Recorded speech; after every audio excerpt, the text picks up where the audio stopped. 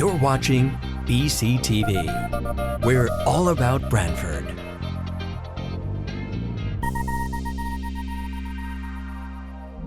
You're watching BCTV, Branford Government Television, a service of Branford Community Television. This program is brought to you in part through the support of the town of Branford.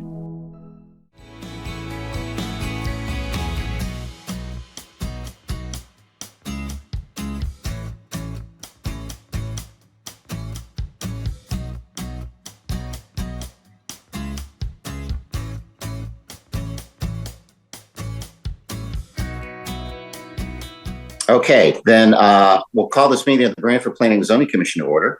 It is Thursday, September 7th, 2023. I have 7:04 p.m. Let's check and see if our commission members are present. Joe Chadwick, are you present? Joe Chadwick is present. Thank you, Joe. Fred Russo. Fred, are you present? Fred Russo present. Joe Viuzzo. Joe, are you present? Joe Viuzzo is present. Thank you, Joe. Marcy Pelusi. Marcy, are you here? Marcy's here. Thanks, Marcy. Massimo Liguri. Massimo, are you around? Massimo Liguri is here. Thank you, Massimo. And Sharon Hutner. Sharon, are you here? Sharon Hutner is here. And I am Chuck Anders, chair, so we have all our commission members and alternates present. Also this evening, our staff, Harry Smith. Harry, are you here? I am here. Harry's our town planner. Our assistant planner is Evan Brynan. Evan, are you here? Here. Thanks, Evan. And lurking in the background is our clerk, the recording secretary, Michelle Martin. We'll follow our normal format for this evening, which is for public hearings, which is that the applicant goes first.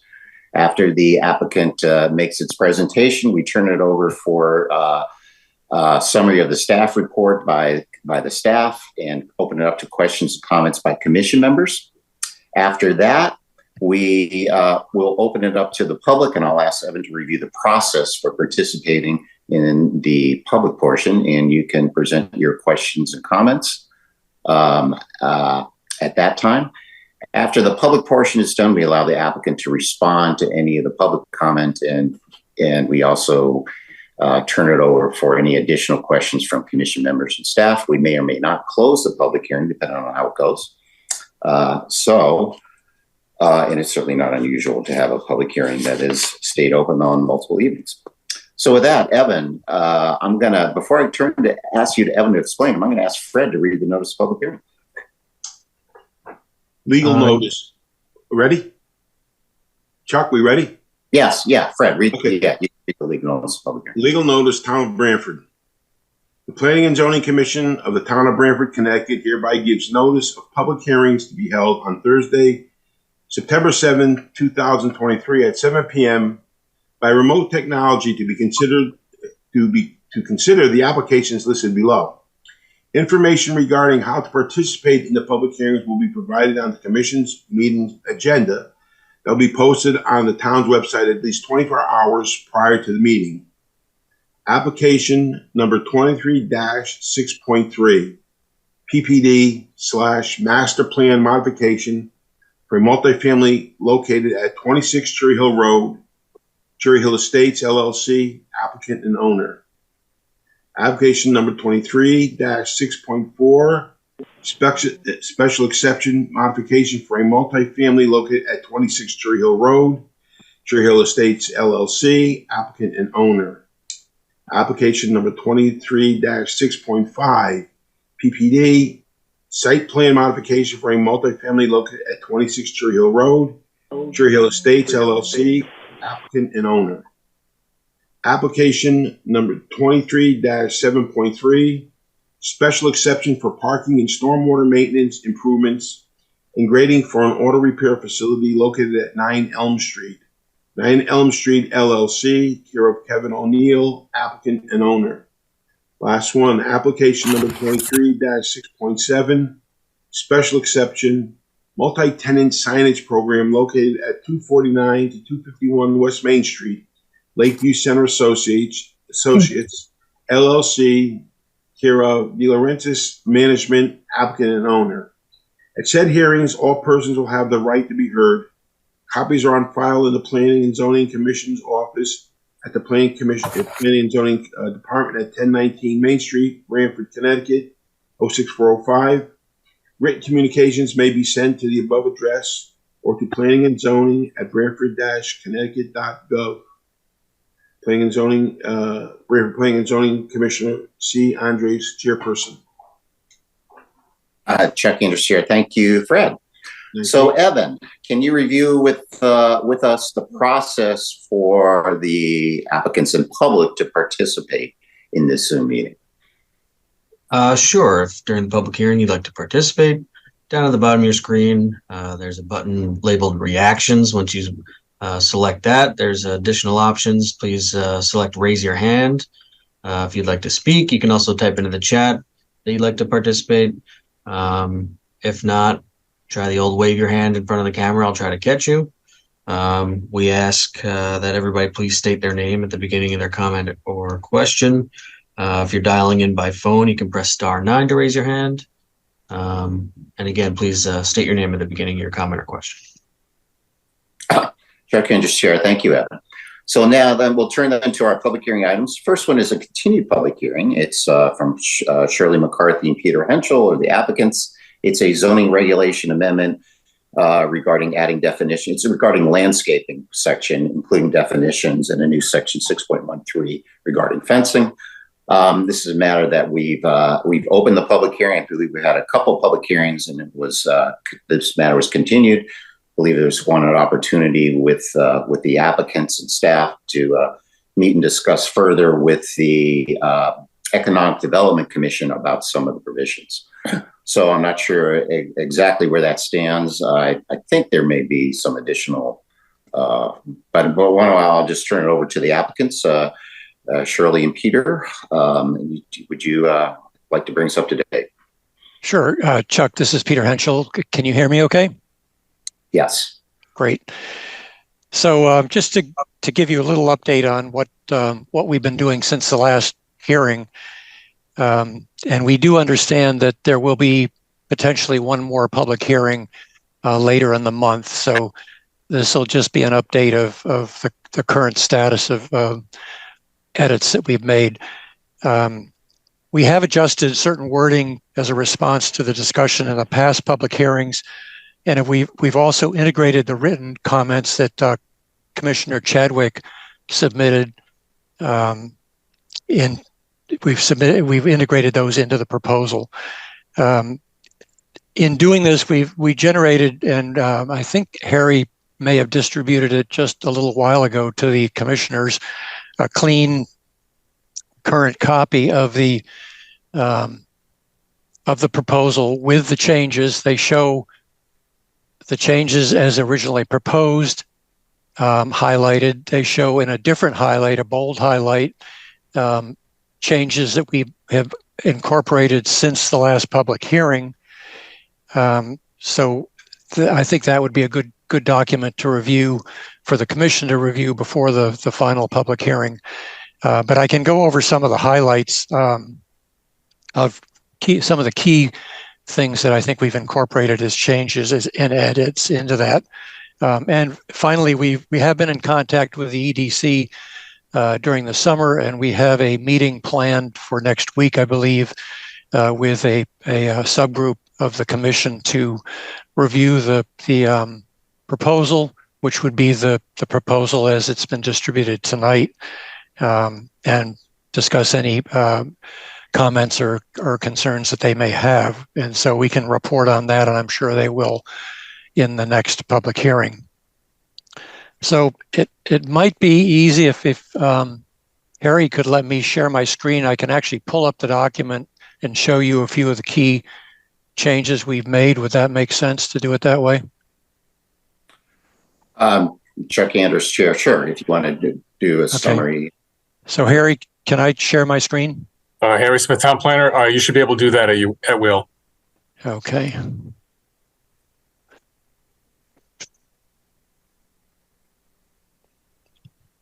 Yeah, we can see it, Peter. You can see this? Okay. It's in a 2-page format, just so you know. I can enlarge it if it's hard for people to read. I can go to the next scale up if you think this is adequate. I can see it on my laptop. I don't know about others. I know Chuck's working off of an iPad, so. Okay. Well, if anybody wants me to enlarge it, when we're talking about a key section, I can do that.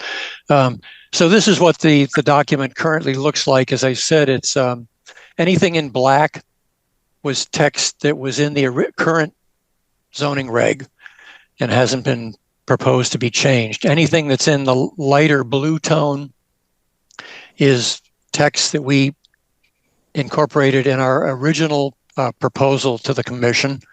And anything in the dark blue text are changes that we've made between that original proposal and what we would consider to be the current proposal. So that's the format here.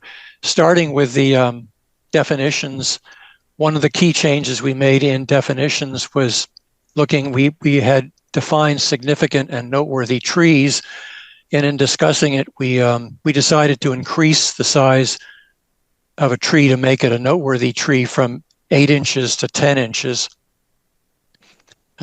So anything between a 10 and a 12-inch tree would be a noteworthy tree. Anything between 10 and an 8 would now be off the chart for recording. So that was the first change that we made. Another change that we made since the last document goes to the appendix, and we incorporated in the appendix references which are referred to at various points in the actual proposal. So there is now a list of reference documents and links which could be incorporated or will be incorporated into the appendix. So going back, I'm going to go back up toward the beginning to page 5, basic landscape requirements, planting standards. We did change the wording of the paragraph number 1 to try to make it clearer. And the way it's reading right now is, after meeting all of the landscape requirements of section 6.3, all developed sites shall contain within the LOD no less than the following number of canopy trees and shrubs. There should be a minimum of 1 canopy tree and 2 shrubs, 2 bushes or shrubs, planted or existing, for every 50 feet of total LOD perimeter, which shall be located individually or grouped to achieve the most effective combination of buffering, erosion control, shading where necessary, as well as for general aesthetic and ecological purposes. I put in red here, which is not part of the proposal yet, but maybe a better way of putting a metric on this to shift it from looking at the perimeter of the LOD, which given certain shapes could get relatively large for a relatively small site area. So it might be better if we shifted it to say for every 2,500 square feet of LOD area, you were required to put in those trees. The two are basically the same. If you take an acre of land, look at its perimeter, it's going to be about 2,500 square feet to be the equivalent of that.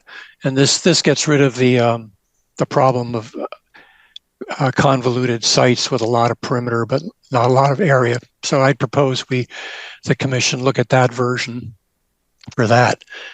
The next major change, pardon? Did somebody have a comment? I'm sorry, this is Chuck. I just got my computer working with me, so I got to get it off the iPhone. Okay. Excuse me, sorry.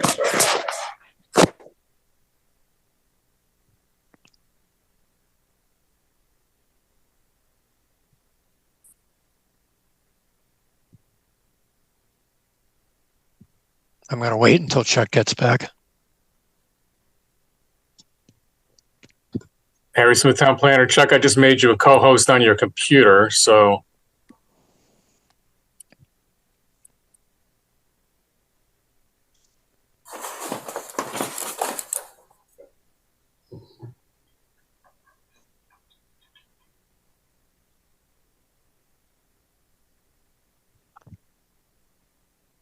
So Chuck, Harry Smith, Town Planner, you should be able to unmute yourself on your computer, I hope.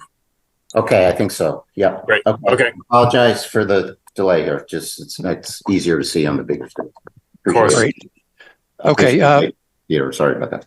Good. Proceeding with the next significant change that I'd like to highlight is on page 7, and it's 6.3F, paragraph 2, which basically lists the exemptions for all special exception uses in residential zones.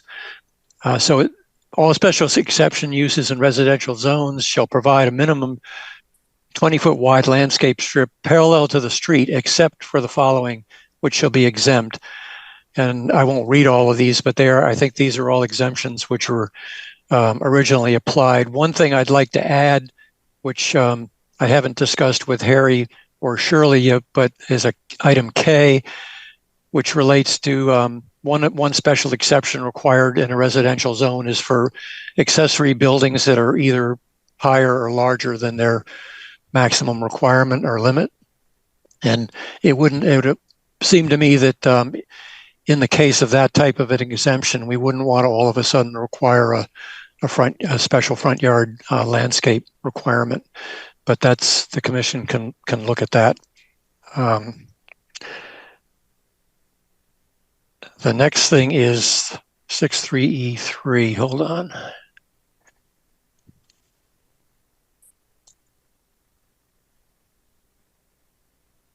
Okay.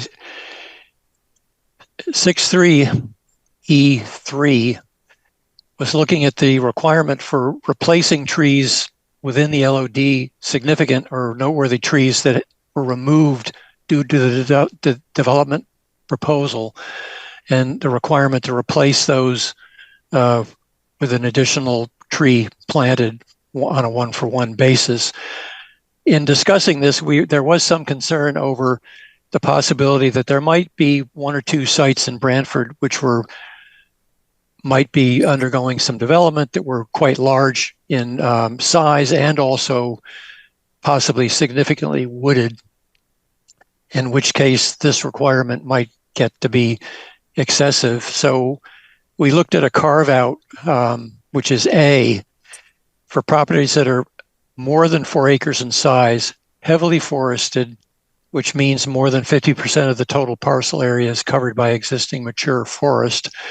And when in the determination of the commission, one-for-one replacement of each significant noteworthy trees would be impractical or a significant burden on development, a lesser number of 25% of the otherwise applicable number of replacement trees may be allowed. So that's an exception that would be placed for larger sites. And again, the metrics of this, if the commission decided that they wanted in reviewing it to change the actual numbers, that certainly would be something within your purview. But this was a current start point that we felt was reasonable. So I think that basically summarizes what I think of as the more significant changes that we've made in response to the past public hearings. I would suggest, since we will be, I think, having one more public hearing, that the commission, now that you've gotten this document, be allowed to sort of review it one last time with greater scrutiny on a line-by-line basis. Any comments that you might make could be brought up in that final public hearing. And as I say, in the meantime, we'll have had the chance to meet with the EDC and outline the key points of this proposed regulation and give them the opportunity to make comment. So with that, unless you have questions, or unless Shirley would like to add something, I think I turn it back to the commission. No, that was great, Peter. I can share. Thank you, Mr. Henschel and Ms. McCarthy. So we will be continuing this matter as a public hearing to our next meeting, which will be on September 21st. Harry, staff, any comments at this time? Harry Smith, town planner. Just a couple of technical things. I know in the earlier drafts, I think there were several deletions proposed, and I think just for the sake of clarity, what I understood, Peter, you were doing was taking the deleted text from the existing regulations as sort of a starting point. So yes, we have not, in this Yeah. document, the deleted text is not shown because it gets very confusing to try to read the deletions along with the additions. Yeah, I mean, for the purpose of, and we can wait to the end to do this, and I think everything's in the file. I just want to sort of note for the record that there are deletions also proposed that aren't shown in this document. So eventually, assuming it gets approved, we'll have to figure out all the changes to the current text. And also technically, you would have to, as you and Shirley have to offer as applicants another time extension to allow the commission to continue the hearing to the 21st. So you can just state that in the record now. We'll try it in the minutes.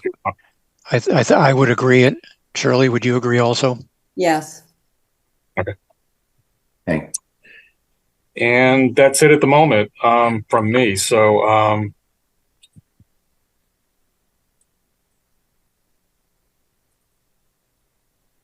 I think there were a couple of, we'll just get into the next meeting because I'm sure there'll be other things to talk about as well. There's really no point in going through every little detail, particularly since I'm sure there'll be other comments. Chuck Insha, thank you, Harry. Any questions or comments from the commission? Again, we are going to continue this public hearing to our next meeting, but any questions and comments at this time? Yeah, Fred Russo, I have a question. Actually, I want a clarification. Maybe Ms. Henschel can make that for me. When you spoke before the commission the last time, I think it was in June or maybe July, I think you mentioned that these proposals were for commercial property only. Is that true? Because I thought I read, it seemed like there was something there that talked about residential property. And I'm just trying to clarify, are these proposed regs for commercial and residential or just for commercial? These would not, I'm sorry. No, Harry, go ahead. did you, I mean, these would not apply to single family residential zones. There are special exceptions in single family residential zones, and those are the ones that we specifically tried to list as exemptions so that they didn't get pulled into this. Where you have multifamily projects, then they do come into play. But for the single family projects, and I believe the duplex was a part of the exemption also. They do not apply. Yeah. Thank you. Just to add to that, maybe Harry Smith, town planner. Fred, just like the current regulations apply to anything that comes before the commission for a site plan or a special exception. So it doesn't apply to single family development on a house lot, with the exception of potentially an accessory apartment. But as Peter indicated, several of those are given special dispensation from a couple of requirements. So it really follows the same application that we do currently. Okay. The landscaping I look regs. forward to reading the entire document. Yeah. Chuck Anders here. I think that's been the intent, to call out ones where it didn't apply. Harry, just make a note to look at section 3.3B4. It has special exceptions for basically accessory uses. And I don't know if they're all included. It's accessory apartments, bed and breakfast, major home occupation, sheds, decks, and garages over 750 feet, and a farm stand are all require special exceptions. And I know some of those are in there, but I don't know if all of them are. Yeah, I don't believe they all are, and I think they probably should be. Yeah. Well, I'll take a look. And just if any of the commissioners have questions, I mean, I've been through this, so I think I need to review this myself in more detail. Hopefully I have a fairly good handle on it, and happy to answer any questions any of the commissioners individually have, if that would be helpful before the next meeting. If I can. Joe Chadwick speaking. Harry, how did you transmit the draft of this? I didn't find it in my packet, and it may have come an email. Oh, this was just finalized late this afternoon. Oh, okay. So you have an email with it attached. Okay. Excellent. And Thank you. we'll get a hard copy out to folks with the next packet. Now, the email is just fine, just so that I didn't miss it or I didn't, No, it went out about probably before I took a dinner break at, a few minutes before 6 or something. Oh, okay. Thank you. Yep. Chuck Anderson, any other questions, comments from commission members or staff? Sharon. Yeah, I would just like to thank Peter and Shirley for all of their hard work on this, as well as Harry. So thanks for getting this close to being done. Chuck Anderson, thank you, Sharon. Any other questions, comments from commission members? Now, we are going to continue this as a public hearing to our next meeting, but I will formally open it up. Is there any member of the public that wishes to comment? Evan, do you see anybody? I do not see anyone that would like to come. Okay. So then what we'll do then is we will continue this matter as a public hearing again to our next meeting, which is on September 21, also as a Zoom meeting. So thank you, Mr. Henschel and Ms. McCarthy. So with that, we'll move on to item number 2, which is Anthony Capasso, applicant, Walter McGuire, owner, 6682 Totoket Road and 0 Tweed Road. This is a re-subdivision to create 4 new lots from 3 existing properties located at 7682 Totoket Road and 0 Tweed Road, and a coastal site plan. This also is a continuation of a public hearing on this matter. And this is a property that, for subdivision purposes, is under the jurisdiction of the Branford Planning and Zoning Commission, but for zoning purposes is under jurisdiction of the Pine Orchard Commission. So there were a number of items that were left open. There were some town engineer comments and some other things that I believe were left outstanding. Is the applicant ready to proceed with that? I see Mr. Lee raising his hand. Harry. Tim Lee is Tim L. We have Dave Nafis and Young. Yeah, I got both of them now. And anyone else? Dave, is there anyone else? Not that I believe so. Okay. Tim, you should also be a co-host at this point and can unmute yourself at will. Thank you. That worked. Good evening, everybody. My name is Attorney Timothy Lee. I represent the applicant, Anthony Capasso, with respect to this re-subdivision application. As the chair noted, we have been before the commission in the past on this application. The application that's before you tonight is substantially similar to the application we presented to you at the June and some of the July meeting. I will note that with me tonight is David Nafis from Nafis and Young. He is the project engineer. Mr. Capasso desires to create 4 lots from the existing 3 lots in order to create a house for himself and a house for his 3 sons to ultimately move into. It will be a Capasso family compound. He's very excited about the opportunity to develop this property for him and his sons, and he looks forward to the Planning and Zoning Commission approving the application. As I mentioned, the application that's before you tonight, which Dave Nafis was kind enough to put up on the screen, is the same application that was presented to you in the past. The commission had continued the application to tonight because we had received comments from the town planner's office as well as the town engineer's office, and we wanted to be able to have time to address those comments. Within the last several weeks, Nafis and Young did submit revised subdivision plans to the town of Branford. We were able to receive comments from the town engineer as well as the town planning office earlier this week. Nafis and Young has submitted a letter responding to the town engineer's questions. So at this point in time, it may be beneficial just to have Dave Nafis run through the comments from the town engineer and our responses to the town engineer's comments.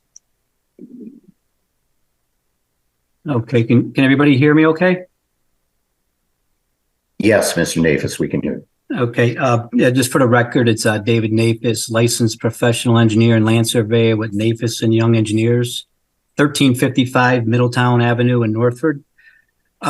Maybe just a quick overview, just to refresh. This is about a 8-acre parcel of land.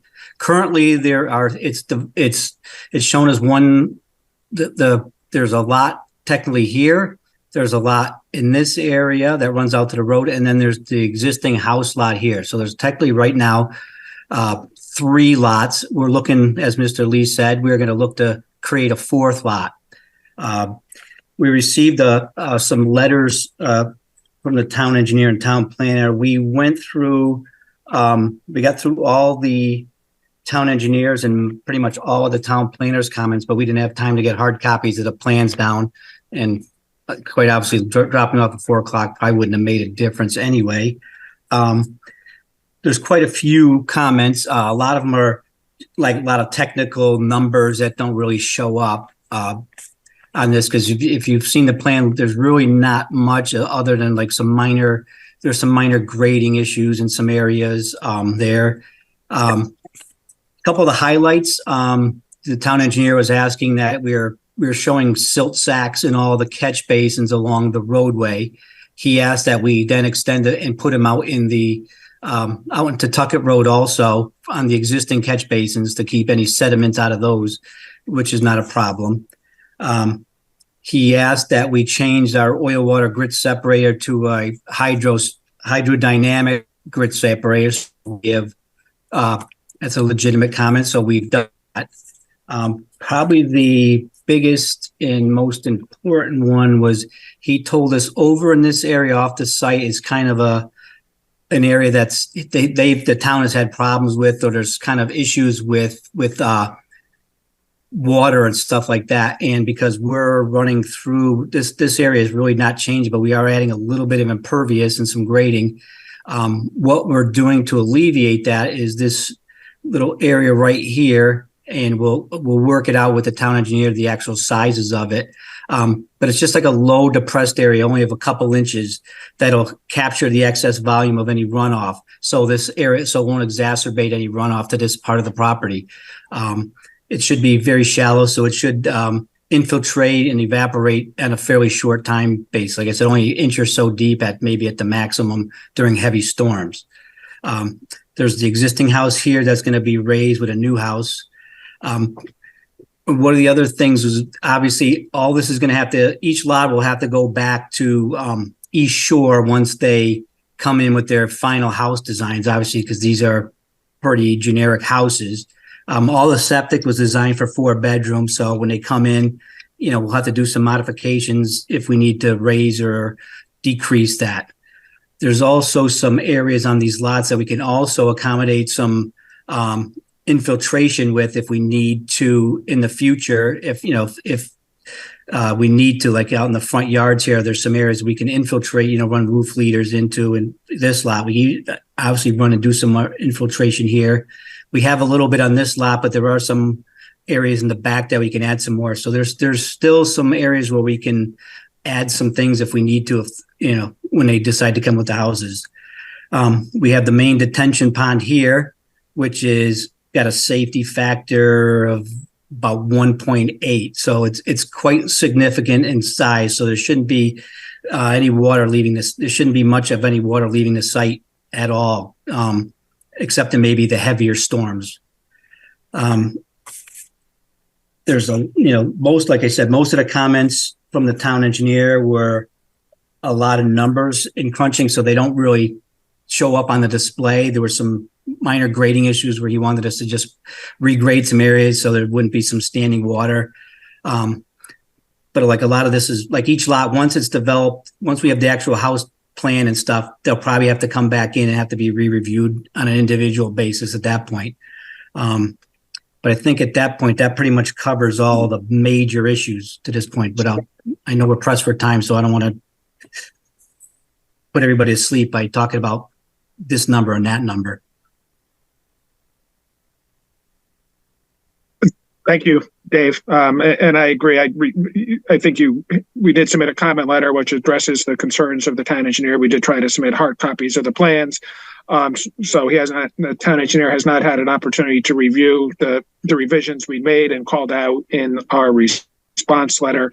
As David said, a lot of them were kind of housekeeping issues, and I think they have made the revisions to the plan which correct those issues, and hopefully the town engineer will find that satisfactory.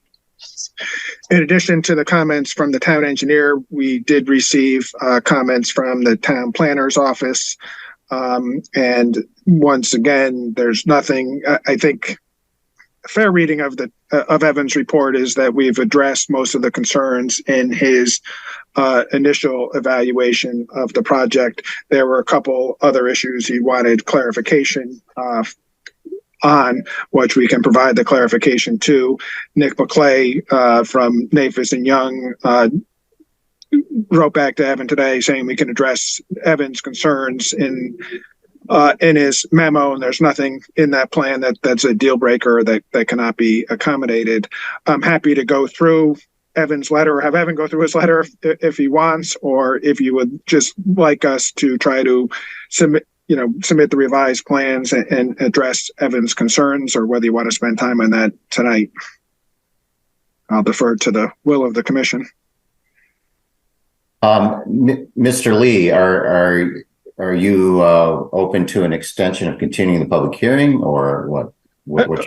Of course, I think it may be necessary in this regard. I think we can go to the 21st, and I think obviously we'd love to have the application approved tonight and approved subject to conditions, and I think we have a plan which complies with the zoning regulations and will satisfy the town engineer.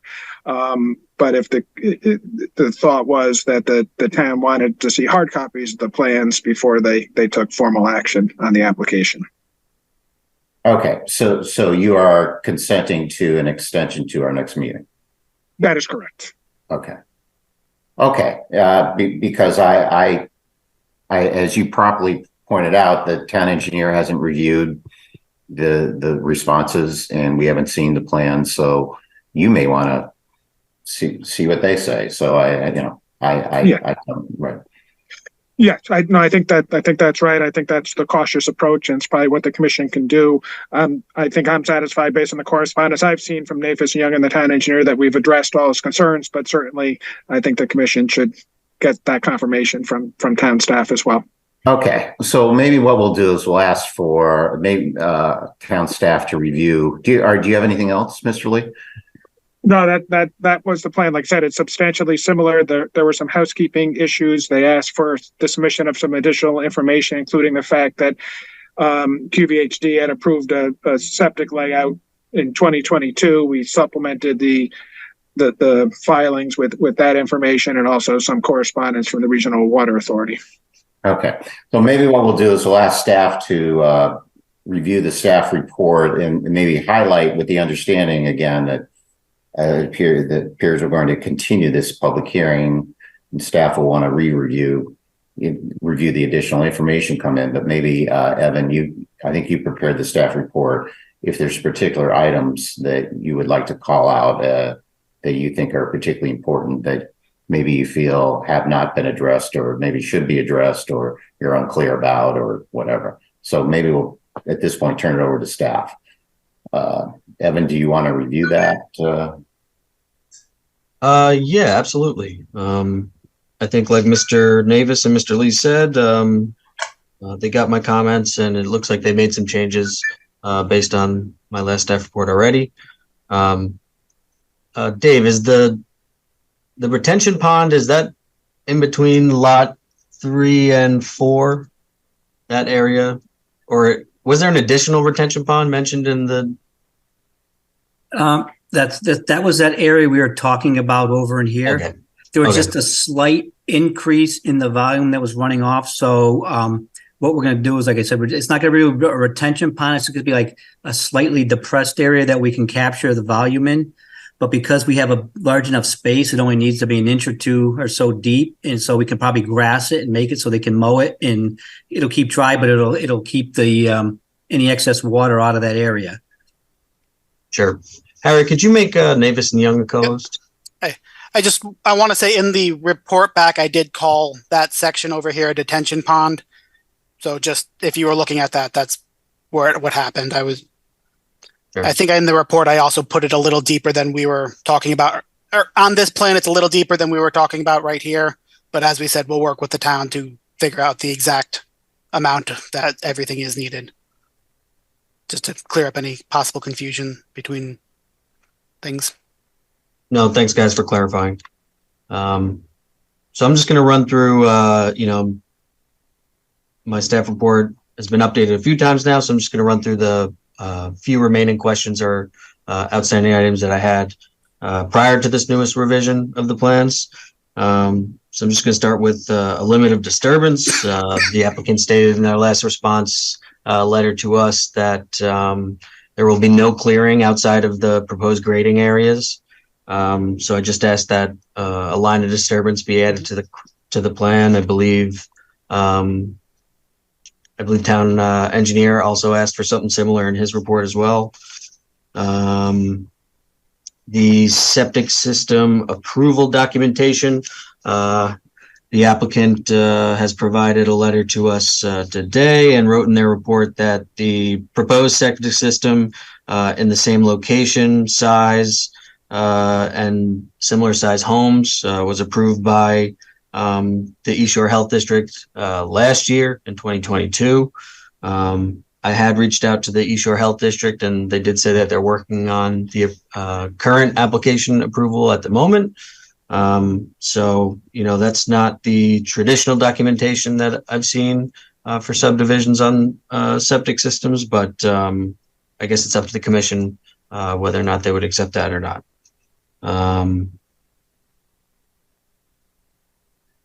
Erosion control measures. The applicant has amended the erosion control plan on sheet 6 to include erosion controls around the majority of the site. Staff would just like them to enclose the entire activity just to make sure that there's no runoff onto any neighboring properties or anything like that. I also pointed out some non-compliant grades that didn't meet our 3-to-1 slope, but just taking a look at what Mr. Nafis is showing us here, it looks like they amended most of those already.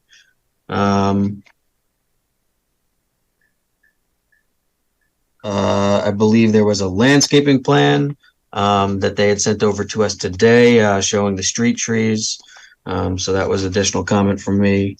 The water approval, I think the applicant also sent over the documentation showing that they were approved for connection to the water system. The drainage concerns from the town engineer, I'd just like to refer to the town engineer's comments. I also circulated to the commission this afternoon Navis and Young's response to John Heffley's comments. So hopefully we can make some changes and wrap that up before the next public hearing. And then finally, location of significant trees in the areas to be cleared. That's it. Chuck Anderson, thank you, Evan. Any questions or comments from commission members or staff before we open this up to the public? Hearing none, then let's open up the public again. This public hearing will be continued to our next meeting, which will be on September 21. But are there members of the public who wish to comment on the application at this time? Just to reiterate, down at the bottom of your screen, there's a reactions button. Select that, and then you can further select raise your hand if you'd like to participate. You can also type in the chat that you'd like to speak. Looks like Amy Bloom would like to participate. Great. Ms. Bloom, yeah, you can proceed. Yes, thank you. It appears that the applicant has filed revised plans again today, so I'm not quite sure what those plans are or what has actually been changed as to what we have received, which they had filed prior. I know there was a comment made that maybe this number and that number, but numbers aren't important here. However, with me tonight is our engineer, Michael Ott, to discuss the numbers and the miscalculations and how the runoff is. But if these documents have all been changed, I don't know how much you want to hear from us tonight.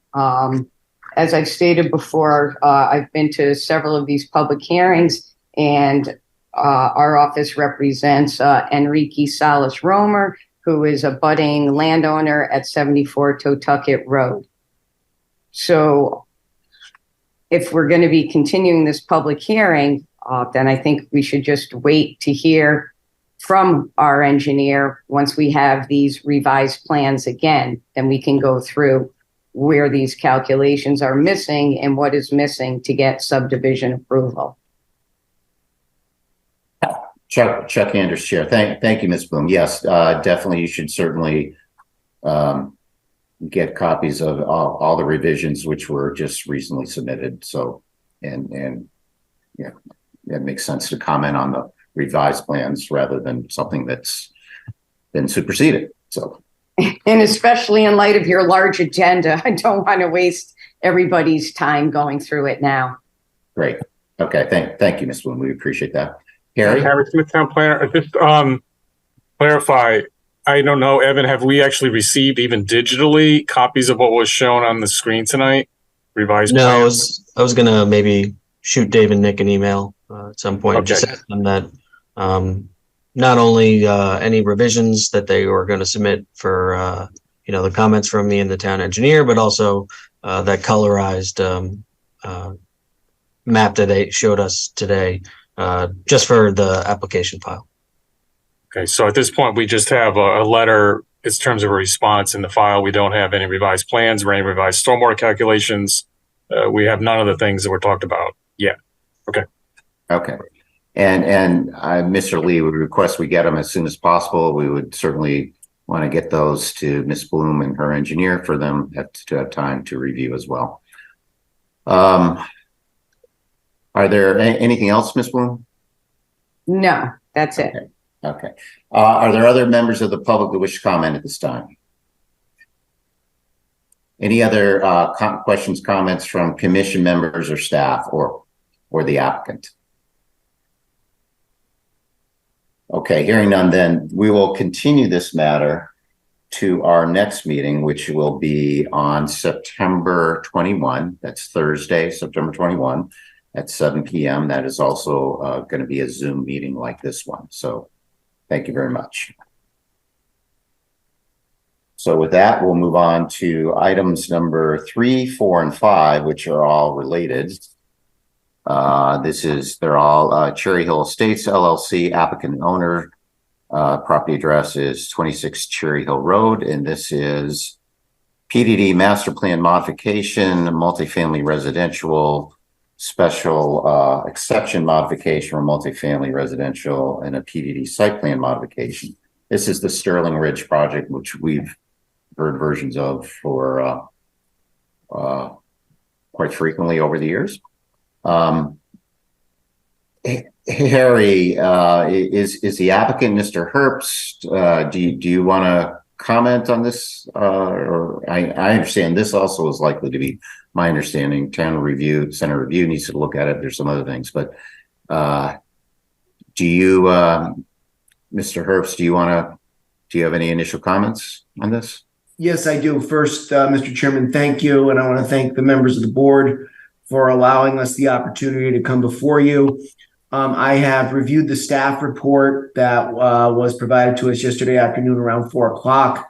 I've had the occasion to confer with SLR, who is working with us on this project, in addition to my client, Cherry Hill Estates, LLC, and its principal, Mr. Manieri. What I think would be a good exercise, if this meeting is going to be continued to September 21st, in lieu of town center revitalization, reviewing the proposal on September 13th, I think perhaps what might be a good exercise is, with your permission, I can summarize what most of the modifications are that we are seeking and address some of the comments in the staff report. And then, of course, take any questions you have and perhaps hear from the public. So between now and the 21st and after the 13th, if there's any kinks in the system that we have to work through, we'll be able to do that going into September 21st. Do you think that's a fair way to approach it? Certainly, Ms. Herbst, if you think that's sufficient, you could, certainly your application, you think that would be a good way to go, you can proceed. Absolutely. Great. Thank you. So, as you all know, earlier this summer, this office was retained by Cherry Hill Estates to deal with certain modifications to the existing master plan for the Planned Development District in accordance with Section 5.4C33 of your regulations. And in doing so, we were also required to amend the site plan, and concomitant with our application to modify the PDD was a special exception and a site plan modification in accordance with Section 6.8 of the regulations. So essentially, the application is a response to comments that were and feedback that were elicited from town staff in planning and zoning, not just the town planner and assistant town planner, but zoning enforcement officer, concerning the existing approval, deviations from that approval, and our proposals to correct the delta between the two in a way that assuages any concerns of the commission, of staff, of the public, and brings some finality and closure to this project, which is in its final stages. As the chairman rightly noted, this plan has been through multiple iterations, multiple modifications before I was even on the scene. So my purpose in being here tonight is to work through these issues, identify the key areas where I believe there is a difference between what was approved and what is being constructed, and explaining our rationale for that and the justification behind that, responding to those staff comments, and then hearing feedback from the commission and the public. So I want to start out with the first issue I raised in my transmittal letter, which was the garrison units and the required siding for those units. As members of the commission can appreciate and acknowledge, contractors, developers in Branford and along the Connecticut shoreline and throughout our state, throughout our country for that matter, have dealt with supply chain issues that have been compounded and exacerbated by the COVID-19 pandemic.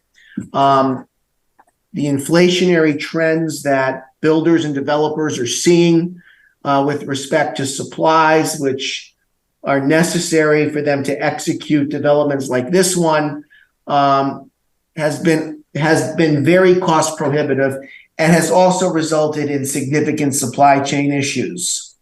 Originally, the traditional Hardy board was approved by the commission, and we have determined that that is not feasible.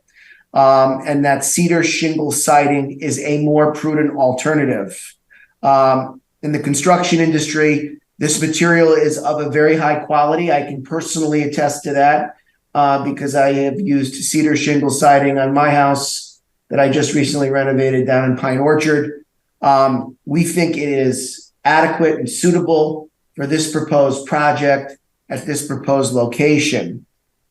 The other issue that came up in conversations that we had with staff were the exposed foundation areas.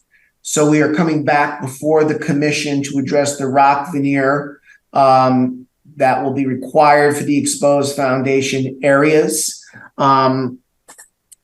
We attached photographs to the application that depict the proposed veneer that we're suggesting to be used to complete the requirements originally set forth by the commission.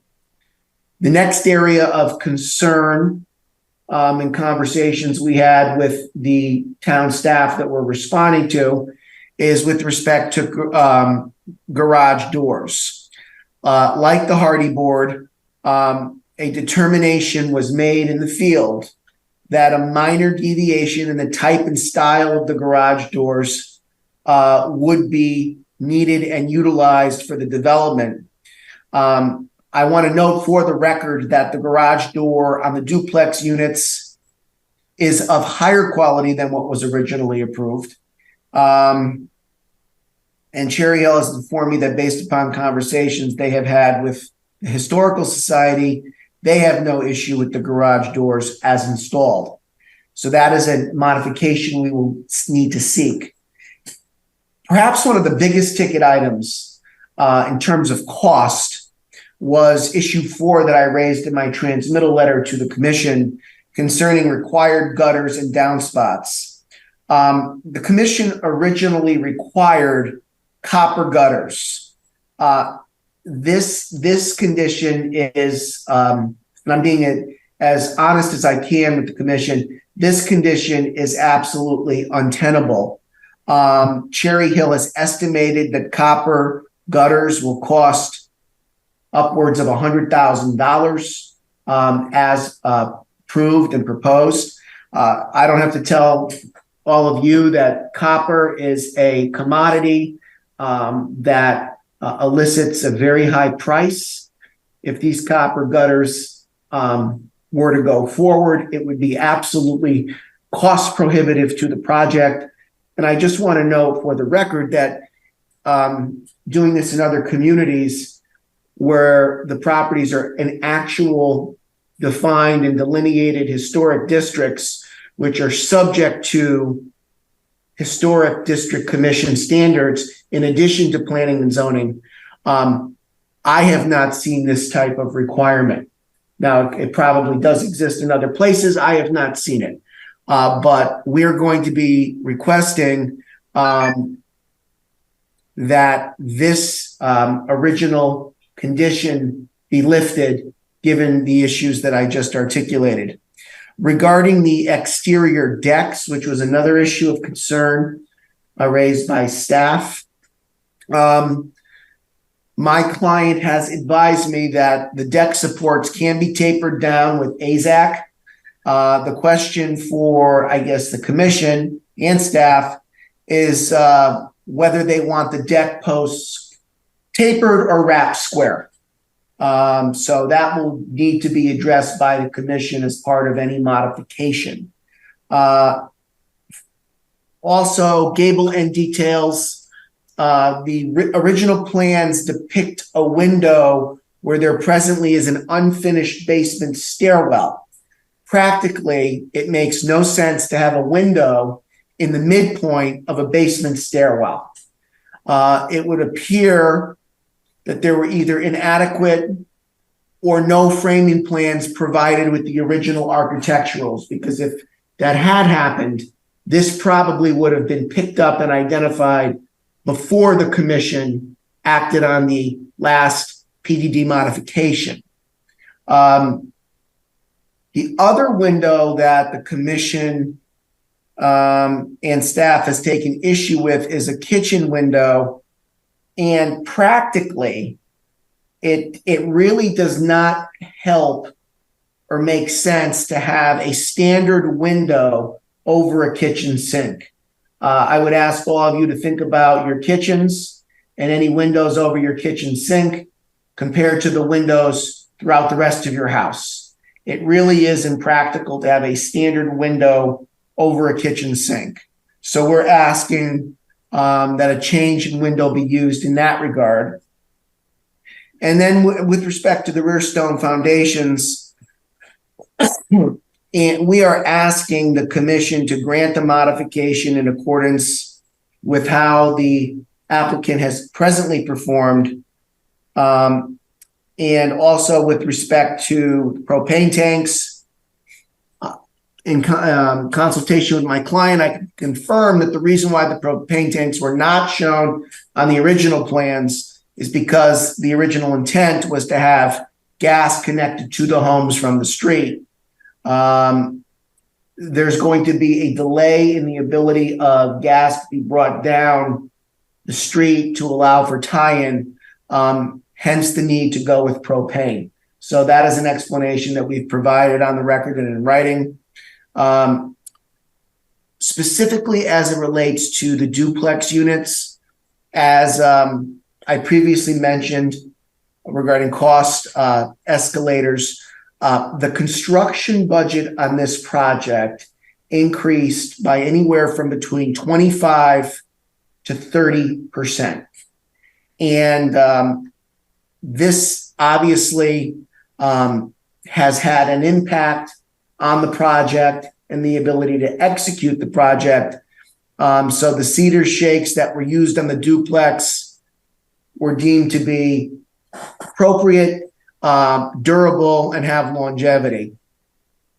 The unfinished items concerning paving and parking, that was touched on in your staff report. I think what I'd like to do at this time is to just walk through what was submitted to planning and zoning in advance of this meeting that the staff did not have, but now does have, and the commission now does have. So this past Monday, there was a sealed and signed copy of an improvement location survey, first submitted on 6/2023, and it was prepared by SLR. There's a revision to sheet GR entitled Site Plan, Grading, Drainage, and Sediment Erosion Controls. That was prepared by Todd Ritchie of SLR. Mr. Ritchie could not be at this meeting tonight because he has another meeting, but it is his hope to be at the September 21st meeting to answer any outstanding issues that the commission might have. Sheets 1 of 4, 2 of 4, and 3 of 4 of plans entitled, quote, Permit Plans, the Garrison, Sterling Ridge, Cherry Hill Road, Branford, Connecticut, dated 8/24/23, were also submitted, as well as sheets 1 of 4, 2 of 4, and 4 of 4 for the revised permit plans for the duplex units. An additional sheet 4 of 4 regarding the Garrison units was also submitted with a date of 8/24/23, and the revised permit plans have been signed by Connecticut licensed architect Peter John McPartland. In conversations that I have had with Mr. Ritchie, who did have the occasion to also review the staff report and discuss it with me, the issues that have been identified by staff, specifically as it relates to the retaining wall, the sloping, the parking, we think that all of those comments can in fact be addressed. I just want to note that the recommendation from staff is that a site walk or independent site visits by individual commission members has been suggested. We're not adverse to that, but if there is a actual site walk that is scheduled, Chairman, we would request, obviously, that we have the right to be there to see the deliberations and answer any questions that the commission might have. And we are confident that once we go to the Town Center Revitalization and Review Board, we can work to come to some form of resolution by the 21st. I think everyone will recognize that, as the old saying goes, it's not where you start, it's where you finish. And this project, the approvals associated with this project have been through multiple iterations. And if you've driven by the project recently, I don't think it can be disputed that what has gone on there has been an improvement to what was there or what has been there. But now what we have to do is work through these issues where the original approval practically does not make viable sense given the issues that I touched on in my presentation.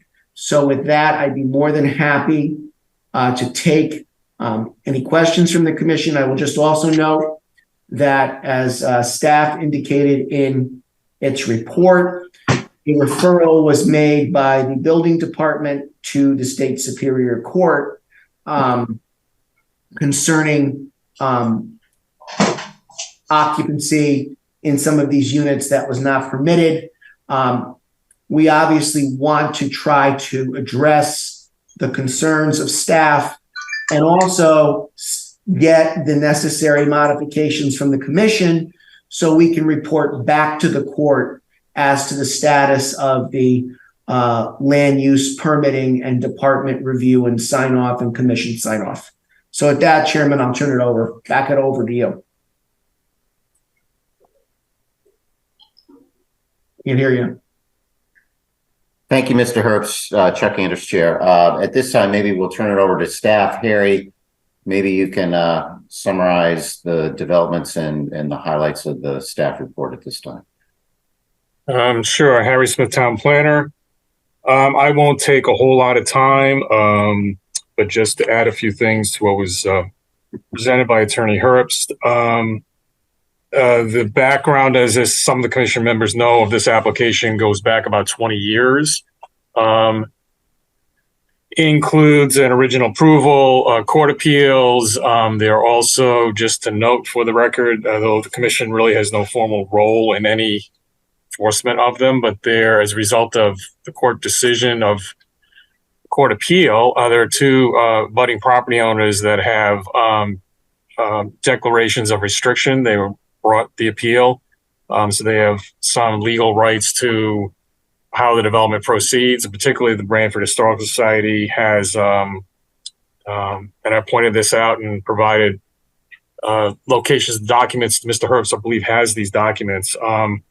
In the past, when we've reviewed, and again, we've had revisions at least 2017, 2018, 2019, I think 2020, or 2021. So in the past, I believe the Historical Society was consulted because of their legal interest in how the appearance of development would be developed and constructed. I don't know if that's happened this time, apart from a site visit that was conducted last year, just a little over a year ago. I mean, it's truly unfortunate that back then, when we did outline the process for Mr. Manieri, they did not proceed to the commission to seek approval for the changes then, because we clearly pointed out the things that were different than how it was being built versus the approval. So at this point, in conjunction with Attorney Herbst and the applicant, we're trying to fix and rectify the situation. We each have slightly different perspectives on it, I think. So I have provided staff reports, preliminary in nature, because I just got revised a couple of sheets of plans last Monday. We have not received, and the architectural plans, we have not received a full set of revised plans from SLR. We do have this revised sheet GR, and I will put that up just to talk about a couple things here.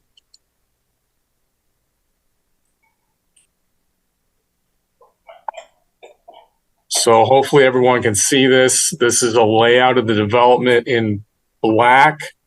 Are the unit locations and pavement and parking and access to the garages under the units and access to Cherry Hill Road. In red is represents the site as constructed. So you can see the entrances follows the approval. The unit locations largely follow the approval. I think pretty closely, excuse me. There is a note, the underground detention, I believe is approximately, this is the stormwater detention area where it was proved to be. There are in pavement and grading some differences though. The pavement itself is pretty close to what was proved. with the exception of the area near this retaining wall. This is a boarding property, I believe, now formerly owned by Ann Trapasso. So the wall is a little off from where it was approved, not significantly. You've got a turnaround here that was approved partially for fire and public safety access. I did a site walk about a week or so ago. And this area under my cursor is really unfinished at this point. There's very rough gravel as a surface, about gravel chunks about half the size of my palm. There's some survey flags out there and other debris, and I think a piece of curbing along here that's not flush with the surface. So that's unfinished. The grading, particularly in back of units 2, 3, and 4, into the side of unit 4, is substantially different than how it was approved. All the finished slopes were not to exceed a 3-on-1 slope. I did a quick look at some of the contour lines and how tight together they were versus the vertical distance over them, and they seem to be substantially steeper than 3-on-1. I can't verify that. I'm not a professional engineer or surveyor, but I think that needs to be done by the applicant. Hopefully Mr. Ritchie can do that. But if any of the commissioners do go out there and walk behind it, it's pretty steep in a couple of spots. And the area up to the retaining wall, and particularly beyond the retaining wall, is quite a bit steeper than 3-on-1. So it's a fairly short, I think 3 to 4 foot retaining wall. I believe anything over 3 feet needs a building permit. It's my understanding. I don't know if that's been obtained or not. Prior approvals did require a design certified by PE, and that was the case with the approved layout and proposal. So that should probably be reviewed by Mr. Ritchie, and we would need something very detailed in terms of the design. I believe some of the concerns that were expressed earlier by town engineer and the engineering department here were how to establish this wall on a fill slope, because there was some fill was going to be put on. There was some compaction testing required. I believe that was done. We have information on that. However, the slope above it was to be, again, no steeper than 3-on-1. You can see the contour lines and how many there are in red between the 2 black lines, which is what was proposed and approved originally.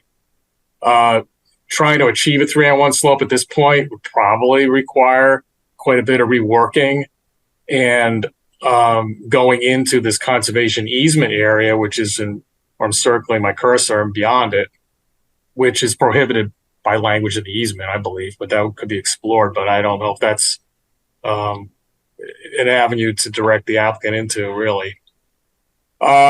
Landscaping's been put here. I've not verified that all landscaping is in place. It looks like it's pretty close, if not actually matching the plan. So there are all those issues out there.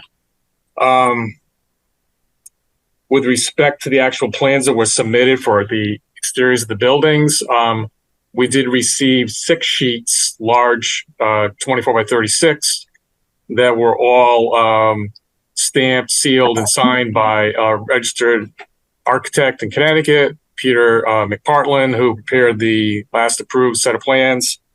However, we received reduced size copies that contain the additional sheets. We don't have copies of those that actually been stamped, sealed, and signed by Mr. McPartland. If that's happened, we would need to get those. So just note that for the record. Also, going back, I don't want to go over the actual detailed changes. So I want to, frankly, hear some comments from the Town Center Review Board, but I just would note that these items, my recollection, were not requirements of the commission. They were actually proposed in the plans presented to the commission by Mr. McPartland, including the copper gutters. So that was not a requirement of the commission. I don't believe there's even a comment made by Town Center Review Board. Just want to note that staff is just really responding to the project being constructed differently and how it was approved, and the approved plans were as proposed by the applicant back at that time period. I understand things have changed in terms of availability of some materials, and cost and so forth, but just to note that. Also do have a question at the cedar shakes. Are we talking about real wood cedar shakes or vinyl cedar shake piering cedar shakes? Is that question for me? I think so, yeah. Or Mr. Maneri, I think he's on the call. Mr. Maneri is on the call. I can have him answer that. I can tell you, speaking from personal experience, the cedar shakes that I used are of a vinyl quality.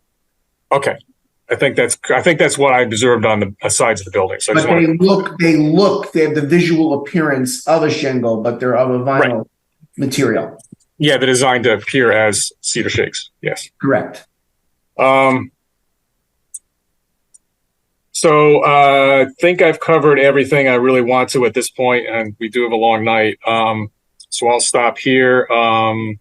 The commission could continue the public hearing without a time extensions. We're just starting it tonight. And I just looking over my notes here. I don't think there's anything else I need to mention, so I'll stop here. Thank you. The only thing I want to just add, Mr. Chairman, is just a simple request I would have. We have no objection to you continuing the hearing, but what I would prefer to do is if there's public comment, either pro or con, I'd like to hear that now. So if there's any adjustments we have to make before the 21st, we can.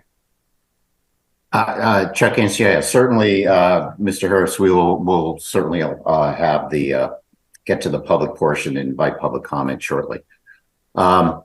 Here, Chuck and Harry, one question on the 3-in-1 slopes. Is that a requirement of the regulations? Harry Smith, town planner, that is a requirement of the regulations. So, hi, this is Joe. This is Joe Maneri. I'd like to put something on the record, if you don't mind it, please. The slopes were confirmed by Todd Ritchie that they do meet code. So I just want to. Okay. Well, put that on there that what is required for two things. Okay, so somewhere there's going to be a certification that the slopes. I think Harry said that he's not an engineer, but you're going to have a professional certify that the slopes don't exceed 3-to-1. I guess. Yeah, and that's why we hired SLR to go out there to confirm that it does meet code. And the other thing I'd like to put on the record that there was an engineer drawing for the retaining wall that's submitted to the town that there is going to be a permit pulled for that, but there was a drawing dropped off. So once when that's approved, then we could finish pulling permits for that. So I just wanted to clarify the two items that Harry mentioned, which I understand his concerns, but Todd Ritchie's not here tonight to speak, so I'll speak for him, that the slopes do meet code, and that the wall will need to get the permit once when it's approved by either engineering or zoning or whoever has to approve it. And then Tim will follow through on the rest of the items that he discussed. Harry Smith, town planner, just want to note, I did not see in the revised GR or the compilation plan, it's sort of noted that Mr. Ritchie, at least on that plan, did not certify the slopes meeting 3-on-1, as I understood the plan, but I'll defer to him speaking on the 21st, of course. Great. Chuck and share. Anything else, Harry? Don't believe so. There is actually, I think Mr. Herbst alluded to a court process that the developer is in the housing court in New Haven with respect to the occupancy of the units without a certificate of occupancy. I believe people are still living in the development, just so the commission's aware. Okay. So was that initiated? I understand that. So the units were rented prior and occupied prior to obtaining a certificate of occupancy, which is, of course, a violation of the regulations. Is that correct? That's my understanding. I believe it's also a violation of the building code, and I think that's why the building official referred the matter to housing court, and I believe an arrest warrant was issued for Mr. Maneri. Thank you. I just also want to put on the record, there are no building code issues or violations. I just want to note for the record as well, Chairman, that when I was retained and this issue came up, I proposed as a stopgap measure to address the concerns of the building official specifically that a TCO, temporary certificate of occupancy, be issued pending review of these proposed modifications by the commission, and then subject to your action, then a CO could be issued. The building official did not have an issue with that, but there was an issue on the planning and zoning side with a temporary certificate of occupancy. So I just want to state for the record that I did attempt to address this to assuage the concerns of not only the building official, but also the court, and that was deemed not to be an option, TCO. Okay, and I assume, Mr. Herbst, that the buildings were occupied before you were employed? That is correct. Okay. Any other questions? Harris with Town Planner, I just have one quick comment. One of the reasons for that was, as you will note when you review the plan changes versus the approved plans, there were several relocations of windows, and frankly, I believe the original plans had original floor plan layouts where the windows matched what was going on inside the structure. So with the change construction, for staff here to assume that the commission may approve window relocations and things that would involve significant reconstruction of the units where people are actually living in them, didn't make any sense to us until we heard from the commission actually doing that. So that's one rationale behind our reluctance to have a TCO approach taken. We've certainly endorsed that in several other occasions where it made sense. But in this case, because there's so many changes to the exterior of the building, some of them involving potentially some significant reconstruction structures to match the existing approved plans, we didn't think it was appropriate. I forgot one thing to mention, Mr. Chairman. I apologize. One of the things that we did proffer, in addition to the suggestion of the TCO, we offered to post a bond along with that request. And also, I made it a point of asking Tony Senicola, your building official, who I respect immensely and who writes the building code for the state. Nobody's better, in my opinion.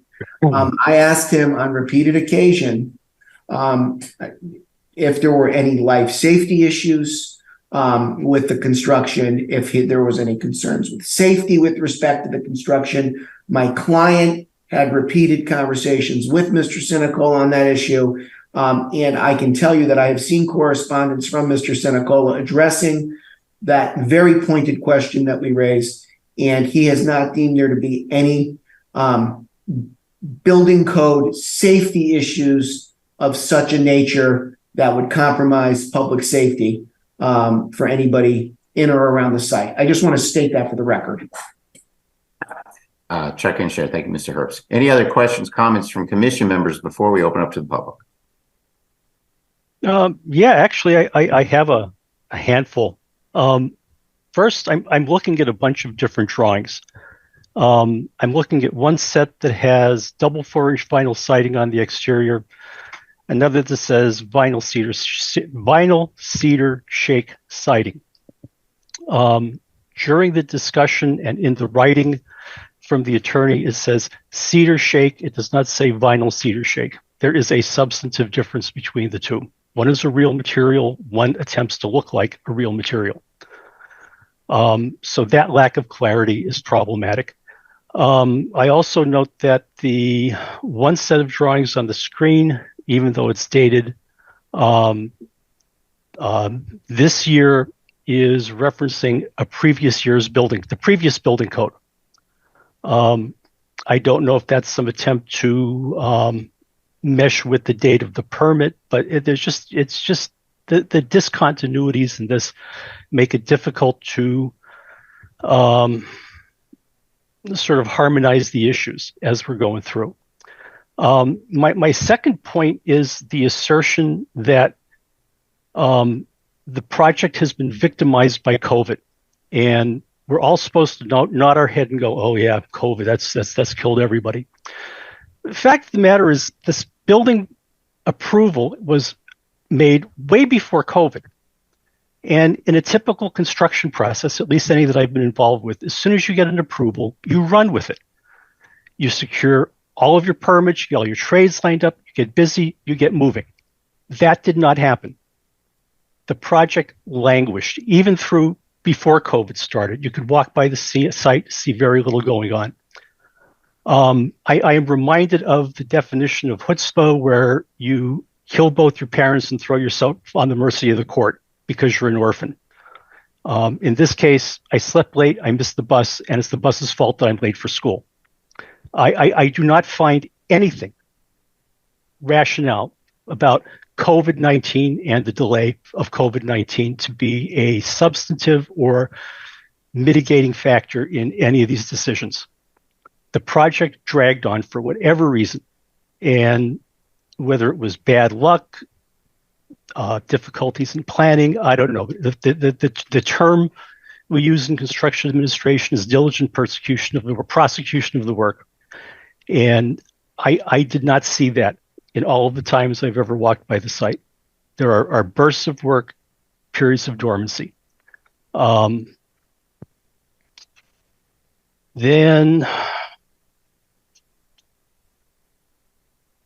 I don't know. Well, there are a lot of sort of picky things here, perhaps related to design issues that are outside of our jurisdiction. So for the time being, I will just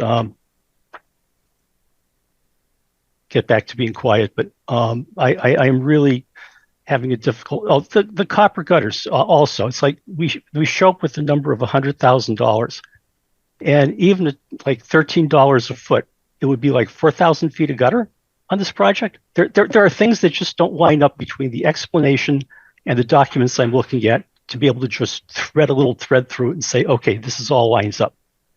Whether it's the discontinuity among the various sets of drawings or sort of hyperbolic writing to elicit sympathy. But that's my piece. Chuck and share. Thank you, Joe. Any other questions or comments from commission members before we open up the public? I'd like to put on the record that the copper gutters, the comment you made about the copper gutters, I mean, there's no copper gutters on any of the garrison units across the street. You guys had the historical building across the street. There's no gutters on those buildings. I don't know where that came from, copper gutters. And as far as the timing goes, why this project took so long, I don't know if you understand what the permitting timeline was, but once when we started construction, it was about 10 months to construct this project. So I just wanted to also put that on the record. Thank you. Thank you, Mr. Muneri. Any other questions, comments from commission members before we open up the public? Hearing none, then Mr. Chairman, can I just note for the record that probably should note, since Commissioner Chadwick mentioned several comments with respect to construction issues, that he's a licensed architect, I believe, in the state of Connecticut. Is that fair to state that? It is a true statement. Yes. Thank you. Okay. Thank you, Harry and Joe. Then, given there are no further questions, comments from commission members, let's open up to the public.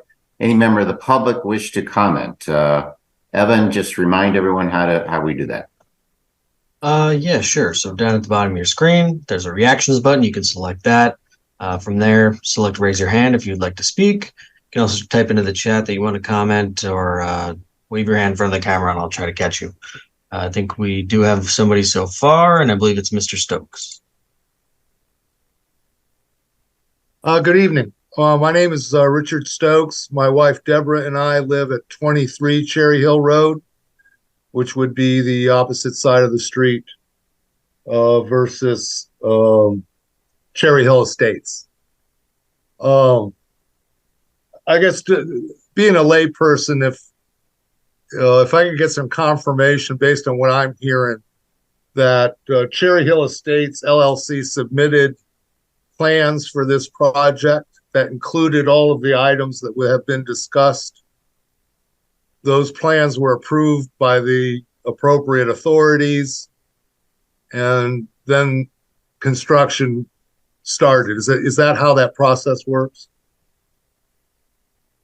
In general, yes. So the Cherry Still Estates, the plans that were approved were the plans that they submitted, correct? Correct. Okay, thank you. So I think Mr. Chadwick has brought up several items that, quite frankly, I agree with. Unlike anybody on the board, we live with this subdivision every day. The family has owned the house since 1937. So the family's been here when it was a dirt road. What I will tell you is this. Quite frankly, Cherry Hill Estates LLC has not been a great neighbor. In addition to the delays in terms of construction and whatnot, during the construction phase, there would be delays of weeks, if not months, before work was done. In addition to that, on the Sears Kit House property, that has been so overgrown, and Cherry Hill Estates cuts down the weeds once per year. They did it about a month ago. But they don't keep up that property at all. And the underbrush, quite frankly, on the conservation area, it's basically a triple canopy. And heaven forbid if there's a wildfire in there. So I'll be honest with you. The maintenance of the properties that are in place, it happens when Mr. Maneri decides it's going to happen, and that's it. We got dead trees down at the end of the street. It appears to me for units that are being rented between $3,400 to $3,600 per month, which generates revenue between $330,000 and $360,000 a year. I'm sure he based those rents based on the plans that he submitted to you. And it sure does appear to me like he submitted a bunch of plans and then he made the construction however was most cost effective to him. Period. And lastly, most importantly, I don't know, Mr. Herbst, where you're getting the information from the gas company that there's no gas lines down here. Every house on this street has gas. And 19 Cherry Hill Road connected last November. So don't sit there and tell me that they couldn't have connected gas to these units. They can connect right now. It sure didn't seem to slow down our neighbors literally next door. And that which is directly across the street from Cherry Hill Estates. So, I mean, I guess the only thing I'm looking for is if this is the way things work, where you submit a plan, then you build whatever the hell you want, and then it gets approved. That's fine. But if I want to build something on my property, then I expect to be treated exactly the same. I'll submit whatever plans I want you guys to see, and then I'll build wherever the hell I want. So I'm done. Chuck Anderson, thank you, Mr. Stokes. Other members of the public wish to comment? Yes, I believe Ms. Trapasso. I would endorse everything that Mr. Stokes said. And I don't know if this can be put on the agenda, but the deterioration of the house, I don't see how we can sign off on this development without addressing that house. It was saved in 2000 by the Connecticut Historical Society.